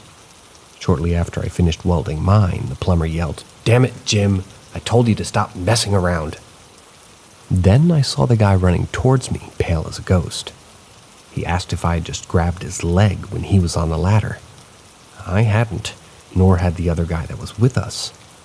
The welder said that he figured out when he turned around after welding the pipe where it had broken. He waved his torch and didn't see anyone else in the corridor with him. That was enough for the two guys who were working with me. They unlocked the doors and left.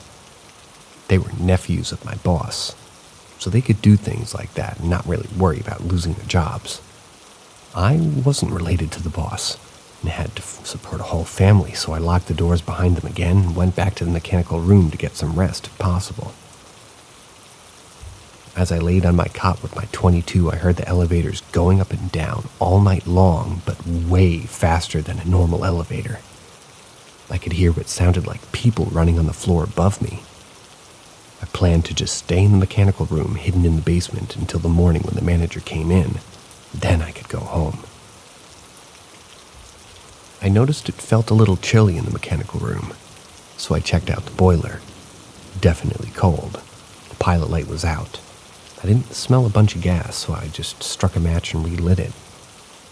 The entire boiler exploded. I ended up with severe burns to my face and arms and never went in that building again. My addition to the story that we lived in Colorado Springs at the time. We knew my dad was working overnight in Denver and expected to see him first thing the next morning. His boss brought him home the next afternoon, and both of his arms and his face were covered in white bandages. That morning, I drew a picture that I said was of my dad, with white, fluffy arms.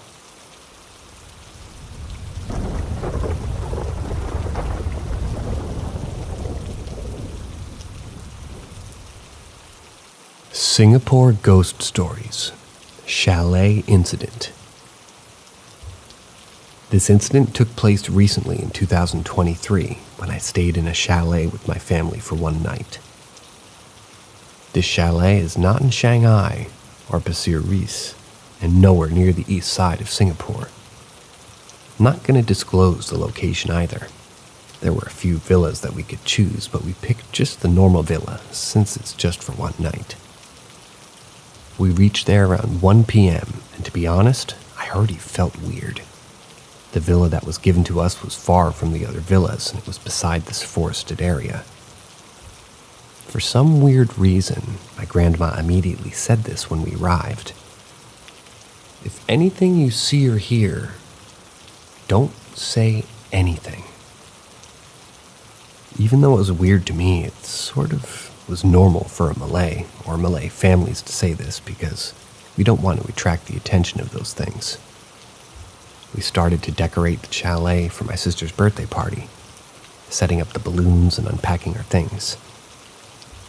At about 4 p.m., some of our cousins started coming for the party, and my mom realized that we don't have enough ice for all the guests. So I was asked to go to the nearby supermarket to buy ice. When I was leaving the chalet, I have to walk out through the car park, and there was this man standing there, just looking at my villa. I didn't have any thoughts, so I just walked towards him since I have to walk past him to leave the compound. When I walked past him, he asked whether my family's staying there and just nodded. He said to me, "Be careful, huh?" This place quite active, if you know what I mean, especially your villa. I got creeped out, so I faked a smile and made my way. When I came back with ice packs, I noticed the man is now looking into the bushes behind our villa. He was just acting weird, but still, I chose to ignore him. We had a total of 15 to 20 people in there around 7 p.m., and everybody was having fun. Nothing scary or whatever. That's when the same man appeared again. I was at the barbecue with one of my cousins while the rest of our relatives were inside enjoying the air conditioner and chit-chatting. He approached us at the barbecue and said, "Don't stay outside for too long. There's a grave here." Our reaction was like, what the fuck? We just thought that he was a psycho and chose to join the family inside just to be safe, you know? Still nothing happened, and all the guests went home at around 12 a.m. My grandma, parents, and siblings have already washed up by 12:30 a.m., and I was the last one since I was still eating and catering food. I totally forgot about the psycho guy and was eating alone outside near the barbecue pit now. That's when the disturbances start. I heard someone calling me in the bushes that the man was pointing out. "Psst, psst, Initially, I ignored it, but suddenly I heard a faint cry from that same direction. This was my last straw, and I ran up to the bedroom to sleep without even washing up. Thankfully, nothing else happened to me that night. But when we reached home, that was when everyone started sharing their experience. Firstly, my grandma said that she saw a woman staring at us in the forested area. When we first reached, that's the reason that she said what she said. She described the woman as a faceless being. My mom then said that when she was showering, she heard the same faint cry as me at the point of the same timing. Nothing happened to my siblings, but my dad shared that when he went to smoke near the forested area, he constantly felt somebody caressing his hair. And when he left, he heard somebody calling out his name. After that day, my family and I decided that we are no longer going to book that chalet anymore. The first and the last. Do you know where this place is?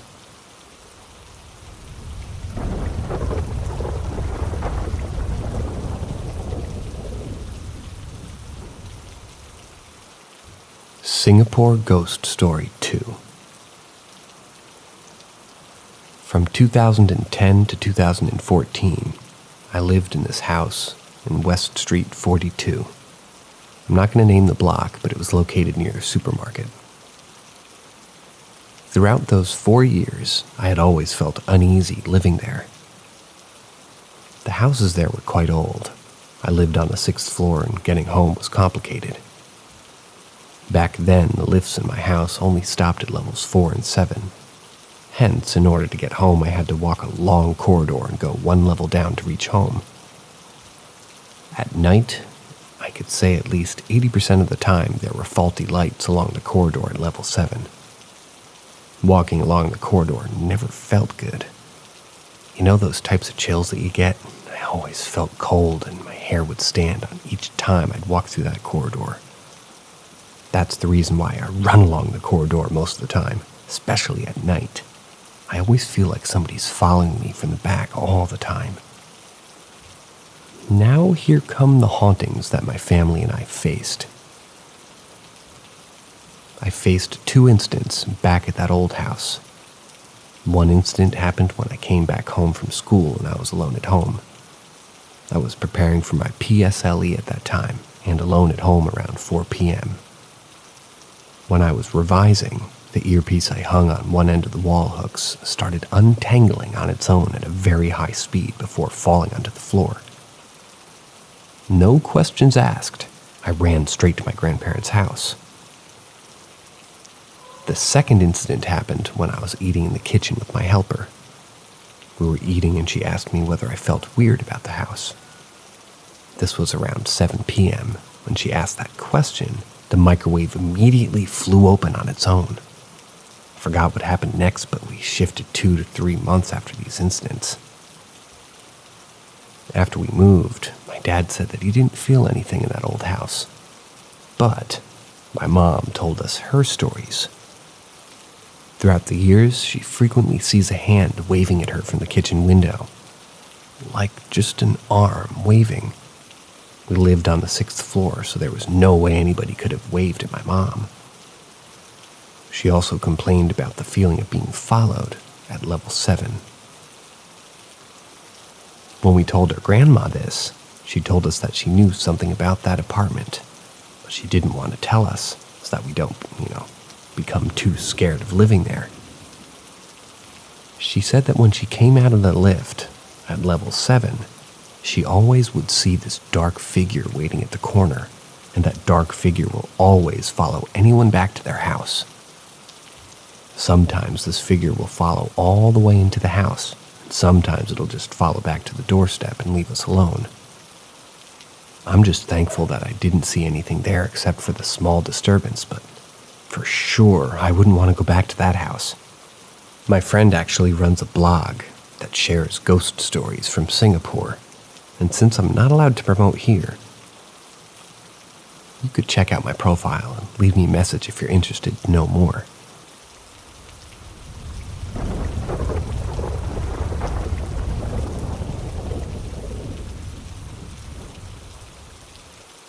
Singapore Canal, Hungry Ghost Month. This incident took place a few years ago when I was still in primary school. Back then, my family and I were still living in one of the, apartments in the West. There was a large canal behind our HDB block, and there's a secondary school. I believed it's already merged with another secondary school near my block. Since it's the Hungry Ghost Festival now, I thought it would be perfect timing to share this story as it took place during the Hungry Ghost Month. Since I was young, my family made it a point to prepare offerings during the Ghost Month, and we always prepare the offerings facing the canal. After doing what we were told, my siblings and I loved playing at the canal area, where we play catch and sometimes spot fishes. Although we couldn't really see any, we did it anyway. Over the years, nothing much happened, until something happened eventually. As usual, we started playing after placing the offerings, and since I was already older, I knew about a lot more things. I read somewhere that you could see ghosts when you look in between your legs, which is a common Asian belief. I didn't know what I was thinking, but I thought that it would be the best situation to try out this myth. I took a deep breath and decided to do it. I spread my legs apart and looked in between it. My view was the offerings that were placed earlier, but I didn't see anything. In my mind, I thought to myself, my parents are liars. Why are there no ghosts? Although I didn't see anything, little did I know I have influenced my younger brother. The next thing I saw was my younger brother mimicking my actions while giggling to himself. Since nothing happened to me, I thought it would be the same for him, but I was wrong. His giggling turned to a loud cry. He started shouting, "Booyah!" repeatedly while crying, which translates to, "I don't want." As soon as he started crying, all the candlelights faded, even though there was no wind. As usual, I was laughing because my young, dumb mind thought that he was joking. Not long later, my parents came and I got an ass whooping for influencing my younger brother. After much consoling done by my parents, my little brother opened up to us. He said that it was crowded and there were many people squatting. What I remember was him describing a large group of people squatting around the offerings and began moving towards him when he looked in between his legs. After hearing that, I couldn't sleep the whole night because I was scared that those things followed us home and was watching me sleep. Although nothing paranormal happened that night, my parents brought us to the temple to cleanse ourselves and get rid of any negative energy. I moved a few years later and saw some articles claiming that the area is supposedly haunted. Maybe that's the reason why I had the chills at the time when I was there, but thankfully, nothing happened to me.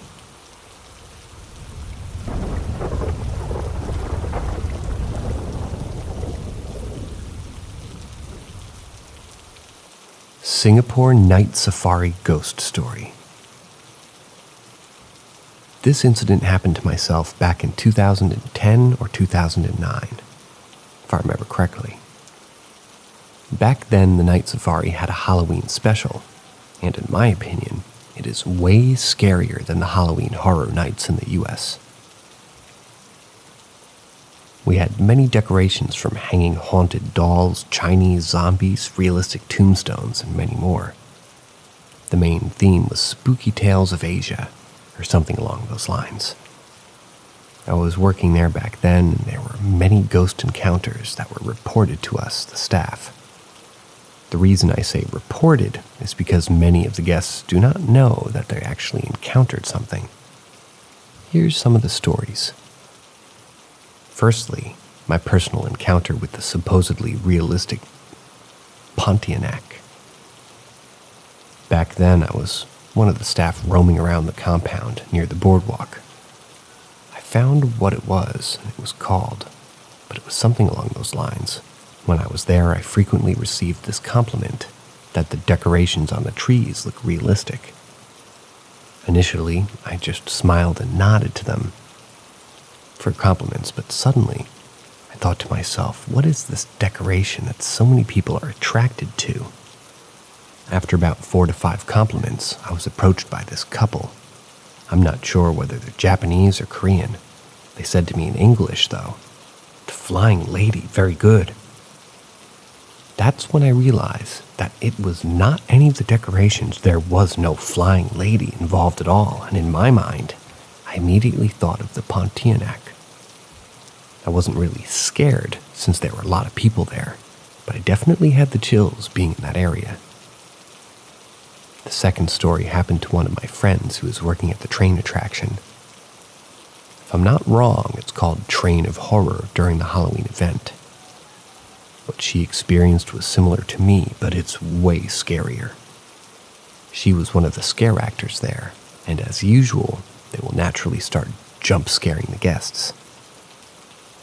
The creeps started coming when one of the tourists on the train said to his friend, "These two are by far the scariest ghosts we've seen this ride." She thought to herself, "These two?" She was alone in there the whole time, and at first she believed that the tourists were playing a trick on her. Slowly, she realized that some of the tourists were recording something else each time they passed her zone. Instead of pointing the camera to her, they were pointing it to the area behind her. The last story is a famous one, but I just thought of sharing it since it's one of the more creepy ones. No one told me this story specifically, but I managed to eavesdrop the conversation between the other staffs. They were making jokes about how some of the scare actors were really into their role, and one of them even decided to sit on top of the tram. However, none of them did.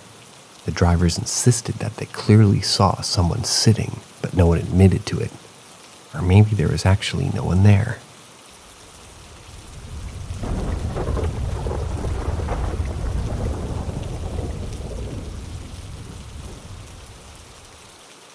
Old Boon Lay Disturbance. Recently, I came to know that Boon Lay is a famous place for ghost stories. Being a huge fan of the paranormal, I read a lot of stories and listened to a lot of horror podcasts. That's when I came upon the story that claimed Boon Lay to be a paradise for ghosts. And the reason for this is that many of those who practiced black magic left their things there when they shifted, meaning they moved. I guess this explains my encounters back when I was staying there. My family and I used to stay in Boon Lay way back, and now Boon Lay looks better with the new blocks and other infrastructure. Back then, the whole atmosphere actually felt gloomy. No offense, some of the people there seemed a bit peculiar as well, especially those living in the old apartments opposite the church. When I was young, around the age of 7 or 8, my parents were strict on curfew timing. I must be back before 7 p.m. no matter what, and if there's any instance that I have to go back past 7 p.m., one of my parents will fetch me.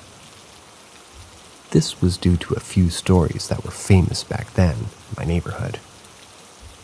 These stories included paranormal sightings, and a majority of it was just talking about bomos and witches that were living in my area. At my age, I didn't know what all that meant, but I still followed the given curfew. Even though I was obedient, I remembered having a few disturbances. In one instance, I was home alone that night for about 1 hour, since my parents went to buy groceries. I don't know what went on in my parents' mind since they already knew about those stories.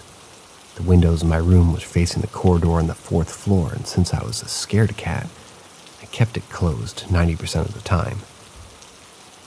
While I was watching TV, I heard shuffling noise outside the corridor.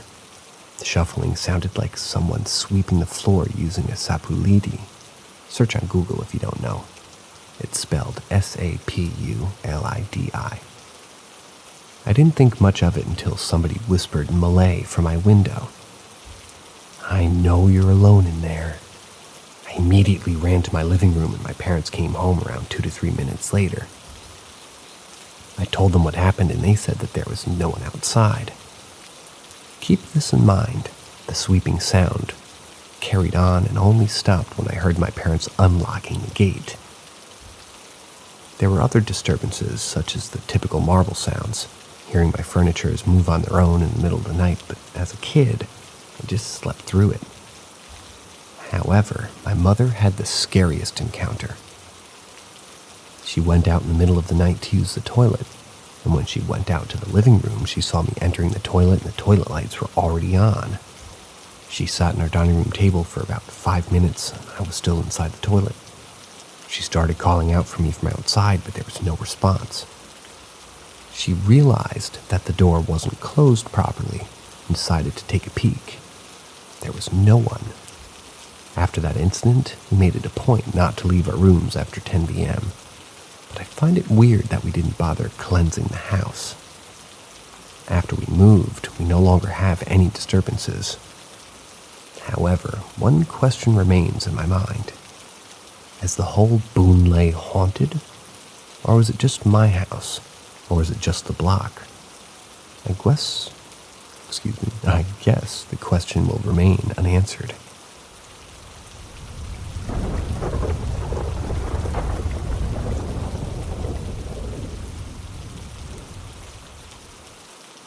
The Bedok Auntie, Singapore Horror Story. This incident took place a few years back in the Bedok area. I don't want to disclose the area because this incident is probably a one-time thing, and I don't want to attract unnecessary attention, you could say. I still live in the same house now, but after all these years, the area still feels off sometimes. When I'm going home in the wee hours, there'll still be people loitering around in my area, but I've always had this feeling of somebody following me back. But one particular incident proved my assumptions. I was going home around 10 p.m.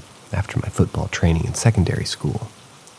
I didn't feel anything off at all, but there was fewer people hanging out and just hanging around in general as usual. Surprisingly, I enjoyed the peace, and I didn't feel scared at all. When I reached my deck, around 50 meters away from the lift, this Malay auntie stopped me.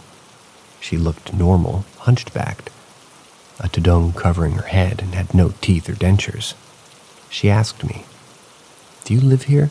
in Malay. I nodded my head and she smiled. "Do you need my company?" she continued. I shook my head and apologized to her.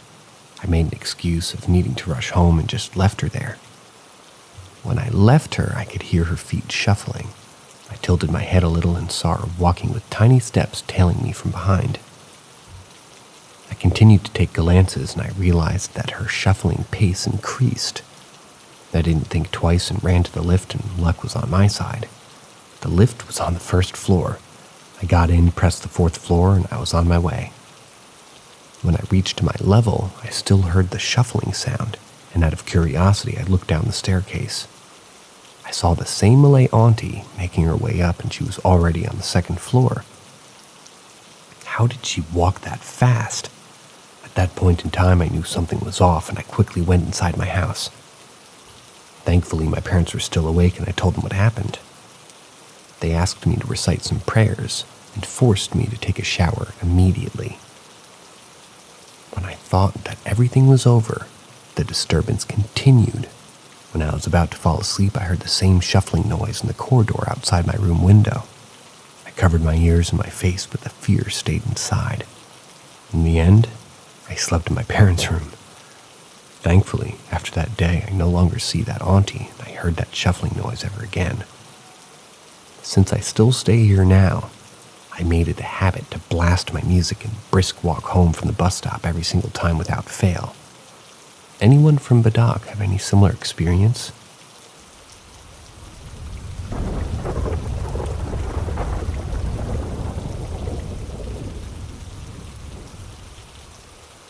Clementi Woods Park, Pekong. Everyone in Asia will be familiar with the term Pekong, or what many of us refer to as gula-gula. What if I told you it doesn't sound like what you expect it to be?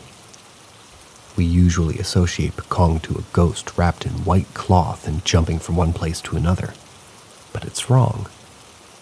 It's usually covered in filthy cloth with zero hint of whiteness, and is floating instead of jumping. Back in 2012, if I remember correctly, I had 2 separate incidents and encounterings with this Pekong. The first incident took place during my friend's gathering. There was around 5 of us, and we were chilling in this hut, you could call it, gossiping and laughing. The typical teenager stuff. It was getting late, and there wasn't as many people, but we stayed up until the late hours. Nothing supernatural happened until we took a selfie. The first picture we took looks normal, but the second picture, the Pekong was in the frame. At first glance, you might not suspect it as a Pekong, as it just looks like a brown spot. But upon closer inspection, we realized that there were slight facial features. The scariest part was that the Pekong was about 8 to 10 meters behind us, floating beside a street lamp. None of us said anything because we didn't want to, quote-unquote, alert the Pekong. I mean, most of our parents usually remind us not to acknowledge its presence because it's similar to inviting it over. But one of my dumbass friends says, "Hey, look, got something, say, like a Pekong, haha." When he said that, there was a quick gush of wind and a foul smell. A better way to describe the smell is rotten eggs. Already uneasy, all of us stood up and made our way to the nearby HDB block to La Pac, and there, instead, we sat. Nobody opened up about that experience, and we all deleted our pictures, even the ones without the Pekong. Luckily, none of us had any disturbances that night. The second incident took place a few months later. I could still remember the Pekong incident vividly, but I still made the decision to go for a late-night run. I was actually going through a tough time and really needed some fresh air. I had no intentions to run into the Clementi Woods Park, but somehow I ran and appeared there. There were a few other joggers, so I wasn't that scared, but there are times where I appear to be alone. Everything was fine until I ran past this playground in the park. The Pekong was playing peekaboo with me. As I ran past, the same-looking Pekong peeked out from the back of a pole at the playground. I sped up and felt like my stamina was back at full tank. As I was making my way out, the Pekong appeared 2 more times, once behind a tree and one more time behind some bushes. I knew my eyes weren't playing tricks on me, but luckily I managed to reach home safe. Again, there were no disturbances at home, but I really couldn't sleep that night. And this is the first time I'm sharing this story, really. Thankfully, the Pekong doesn't follow people home, and I wonder if there's other people who have similar stories regarding the Pekong. Now, I still live in the West, but I made it to a point to never visit that place again. Sometimes when I really have to drive past that area, I still get the chills and I always feel somebody peeking at me.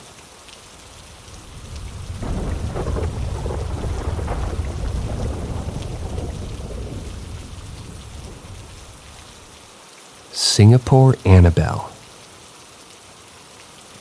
Back in June of 2014, there were images of this doll known as the Hyoggang doll, and it was circulating around the internet. Mostly on Reddit and Twitter. You could search the image of the doll on Google, but I couldn't place it in the blog due to the copyright. It was found in a pretty bad condition and lying on a tree with Bismillah, which translates to "in the name of Allah" in Arabic, written on the cloth and covering its eyes. The cloth with that writing was believed to trap whatever jinn or evil entity inside the doll. Many was warned against removing the blindfold, but a few days later the doll was missing and believed to be taken by someone else. There were many speculations on the doll. The doll was said to be moving around in the house on its own when the owner wasn't around, and sometimes a female voice could be heard from the doll when it's left alone in a room. Some also say it's a Malay female voice. Not a gecko. When they entered the room, the head of the doll would be facing a different direction as well. They believed that the only way of getting rid of the doll was to place it far away from home with the cloth covering its eyes.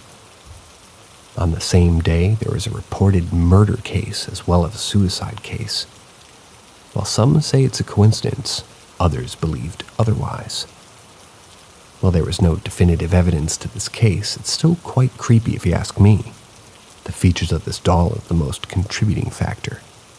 Sometimes I wonder whether the whole thing was just a setup or a prank, and at the same time, who in their right mind would leave a haunted doll on the side of a road below a tree?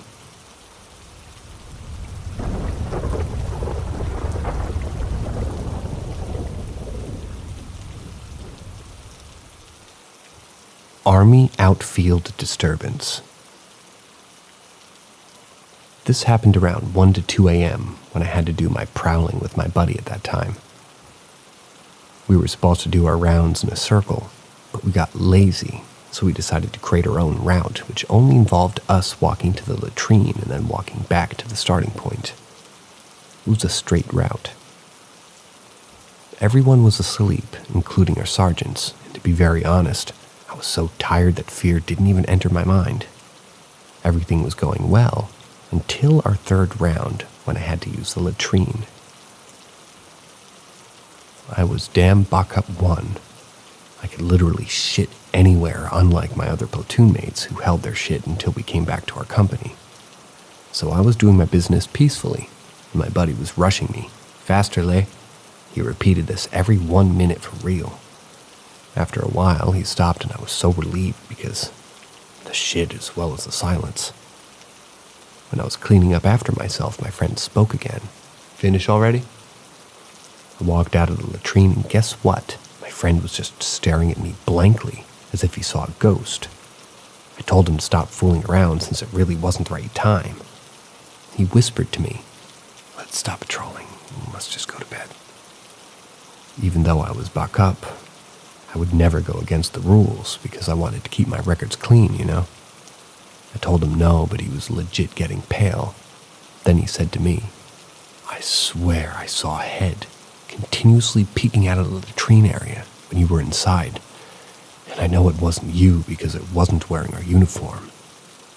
I finally realized the reason he asked me to go faster. After hearing that, I quickly turned to face the latrine, and what I saw creeped me out. So in order for us to navigate the latrine, glow sticks were placed around the area. What I saw was the glow sticks sliding along the string back and forth at a constant speed. No such animal could do that, and if there was an animal, we could clearly see it. But it was clear that there was nothing there since we were only 5 to 10 meters away. There was no wind either. We went straight to the HQ area and woke up one of the commanders. After telling them what we encountered, he just told us to go to sleep and not to tell anyone anything. That night I didn't get to sleep at all, and being in a confined sort of shell scrape made it worse. Thankfully, it was the last night there. I'm too lazy to type out the full encounters of my friends, but I'll just share some of their encounters. One of my friends said that he heard the Muslim call for prayer at 12 a.m. It doesn't make sense since it's not the time for Muslims to pray, and we were pretty sure that there is no mosques in that area. Another one of my friends claimed that he heard children giggling during their taking cover exercise, which happened around 7 or 8 p.m. The last disturbance was the sound of bells following my friend. He was doing his patrolling a few hours after me, but he was doing his patrol alone at one point, as his buddy also had to use the latrine. He said that he didn't see anything, but when he was walking around, he heard this constant bell sound following from behind, and judging from the loudness of the sound, he said it was almost directly behind him.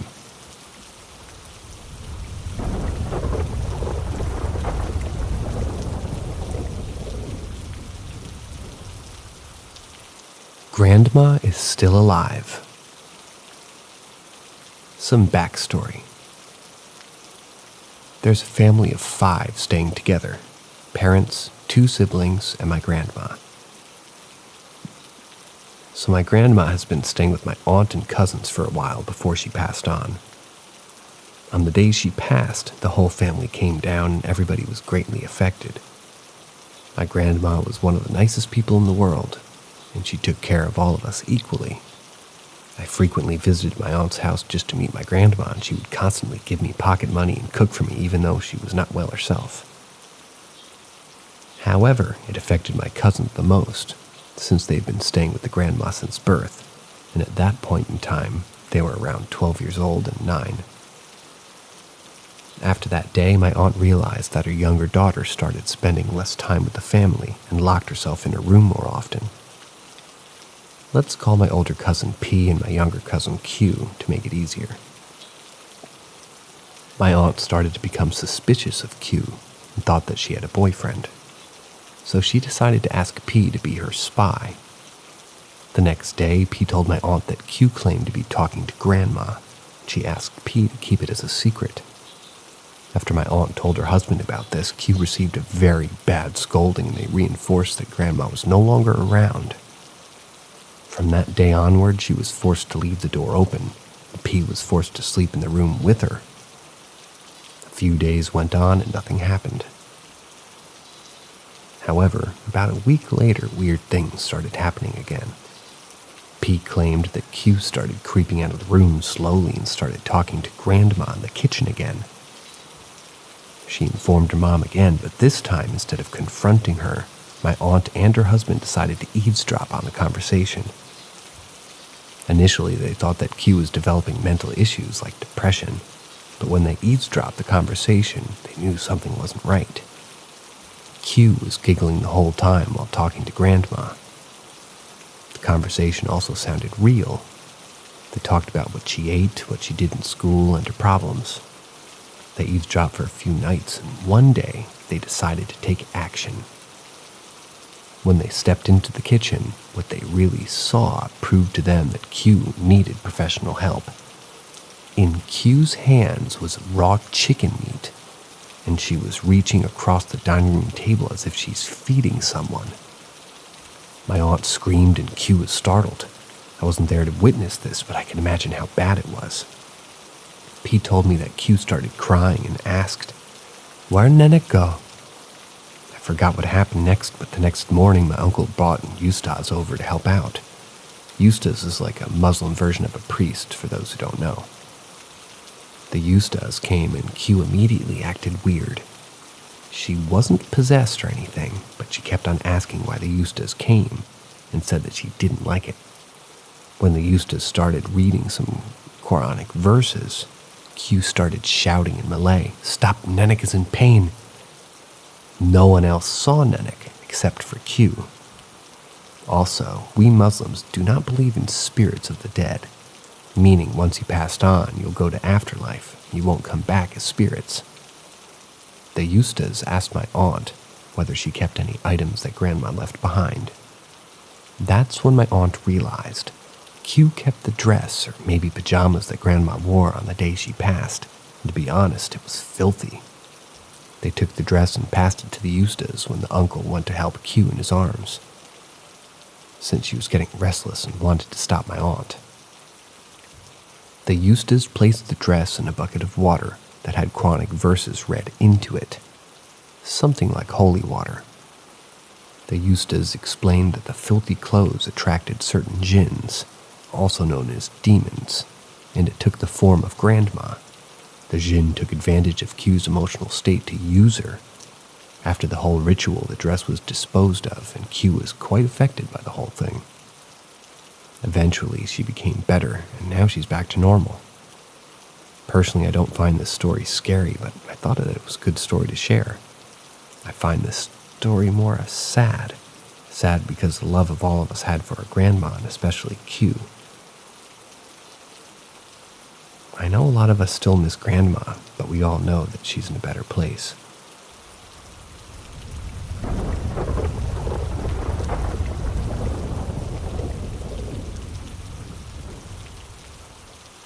Palau Ubin Kids. Have you heard of OBS, Outward Bound Singapore Camp? Almost every secondary school student would have gone to this camp, and this incident happened to me so many years back. Back then I was 15 and my group was one of the groups that had to go to the Palau Ubin for the most part. There was another group, but they stayed on the mainland. Boring, in my opinion. I wouldn't say that the campsites there are run down, but the atmosphere there was definitely different. While it's surrounded by beautiful nature, it was somewhat spooky, especially at night. The main campsite was the best because it was the most modernized. However, there was another campsite that was quite bad. I forgot the name of the campsite, but I remembered my group kayak to that campsite. So, in the other campsite, we slept in the middle of this forested area in our tents, and our kayaks were placed at one corner. There were no toilets, and we had to do our business in the dark with only 1 or 2 glow sticks lighting up the area. Thankfully, we had to sleep there for only one night. That night, I didn't even bother cleaning myself up. I went straight to bed. I was too shagged out because my group had a lot of girls and some useless guys. Being the only bigger-sized dude, I was tasked to carry all the heavy jerry cans around. Little did I know going to bed straight wasn't the best decision. In the middle of the night, I had to take a piss, and I was the type that you can't really hold. So when I woke up, the other guys were in deep sleep, and I wasn't the scared type, so I decided to walk out alone. Let me tell you this. The outside was so dark and the moon barely did anything to light up the area. I used my torch to make my way to the makeshift toilet, quote-unquote. Everything went smoothly. When I was peeing, that's when I heard children laughing. I almost shit my pants because who in their right mind would be playing in the middle of the night? Also, it couldn't be any of them at the campsite because it was giggling of a toddler, not somebody who's 15. There was no way it was a prank as well, as all of our phones were confiscated. After the giggling, it was followed by the sounds of bushes rustling. I don't know why, but my instant reaction was to shine my torch in that direction. Guess what I saw?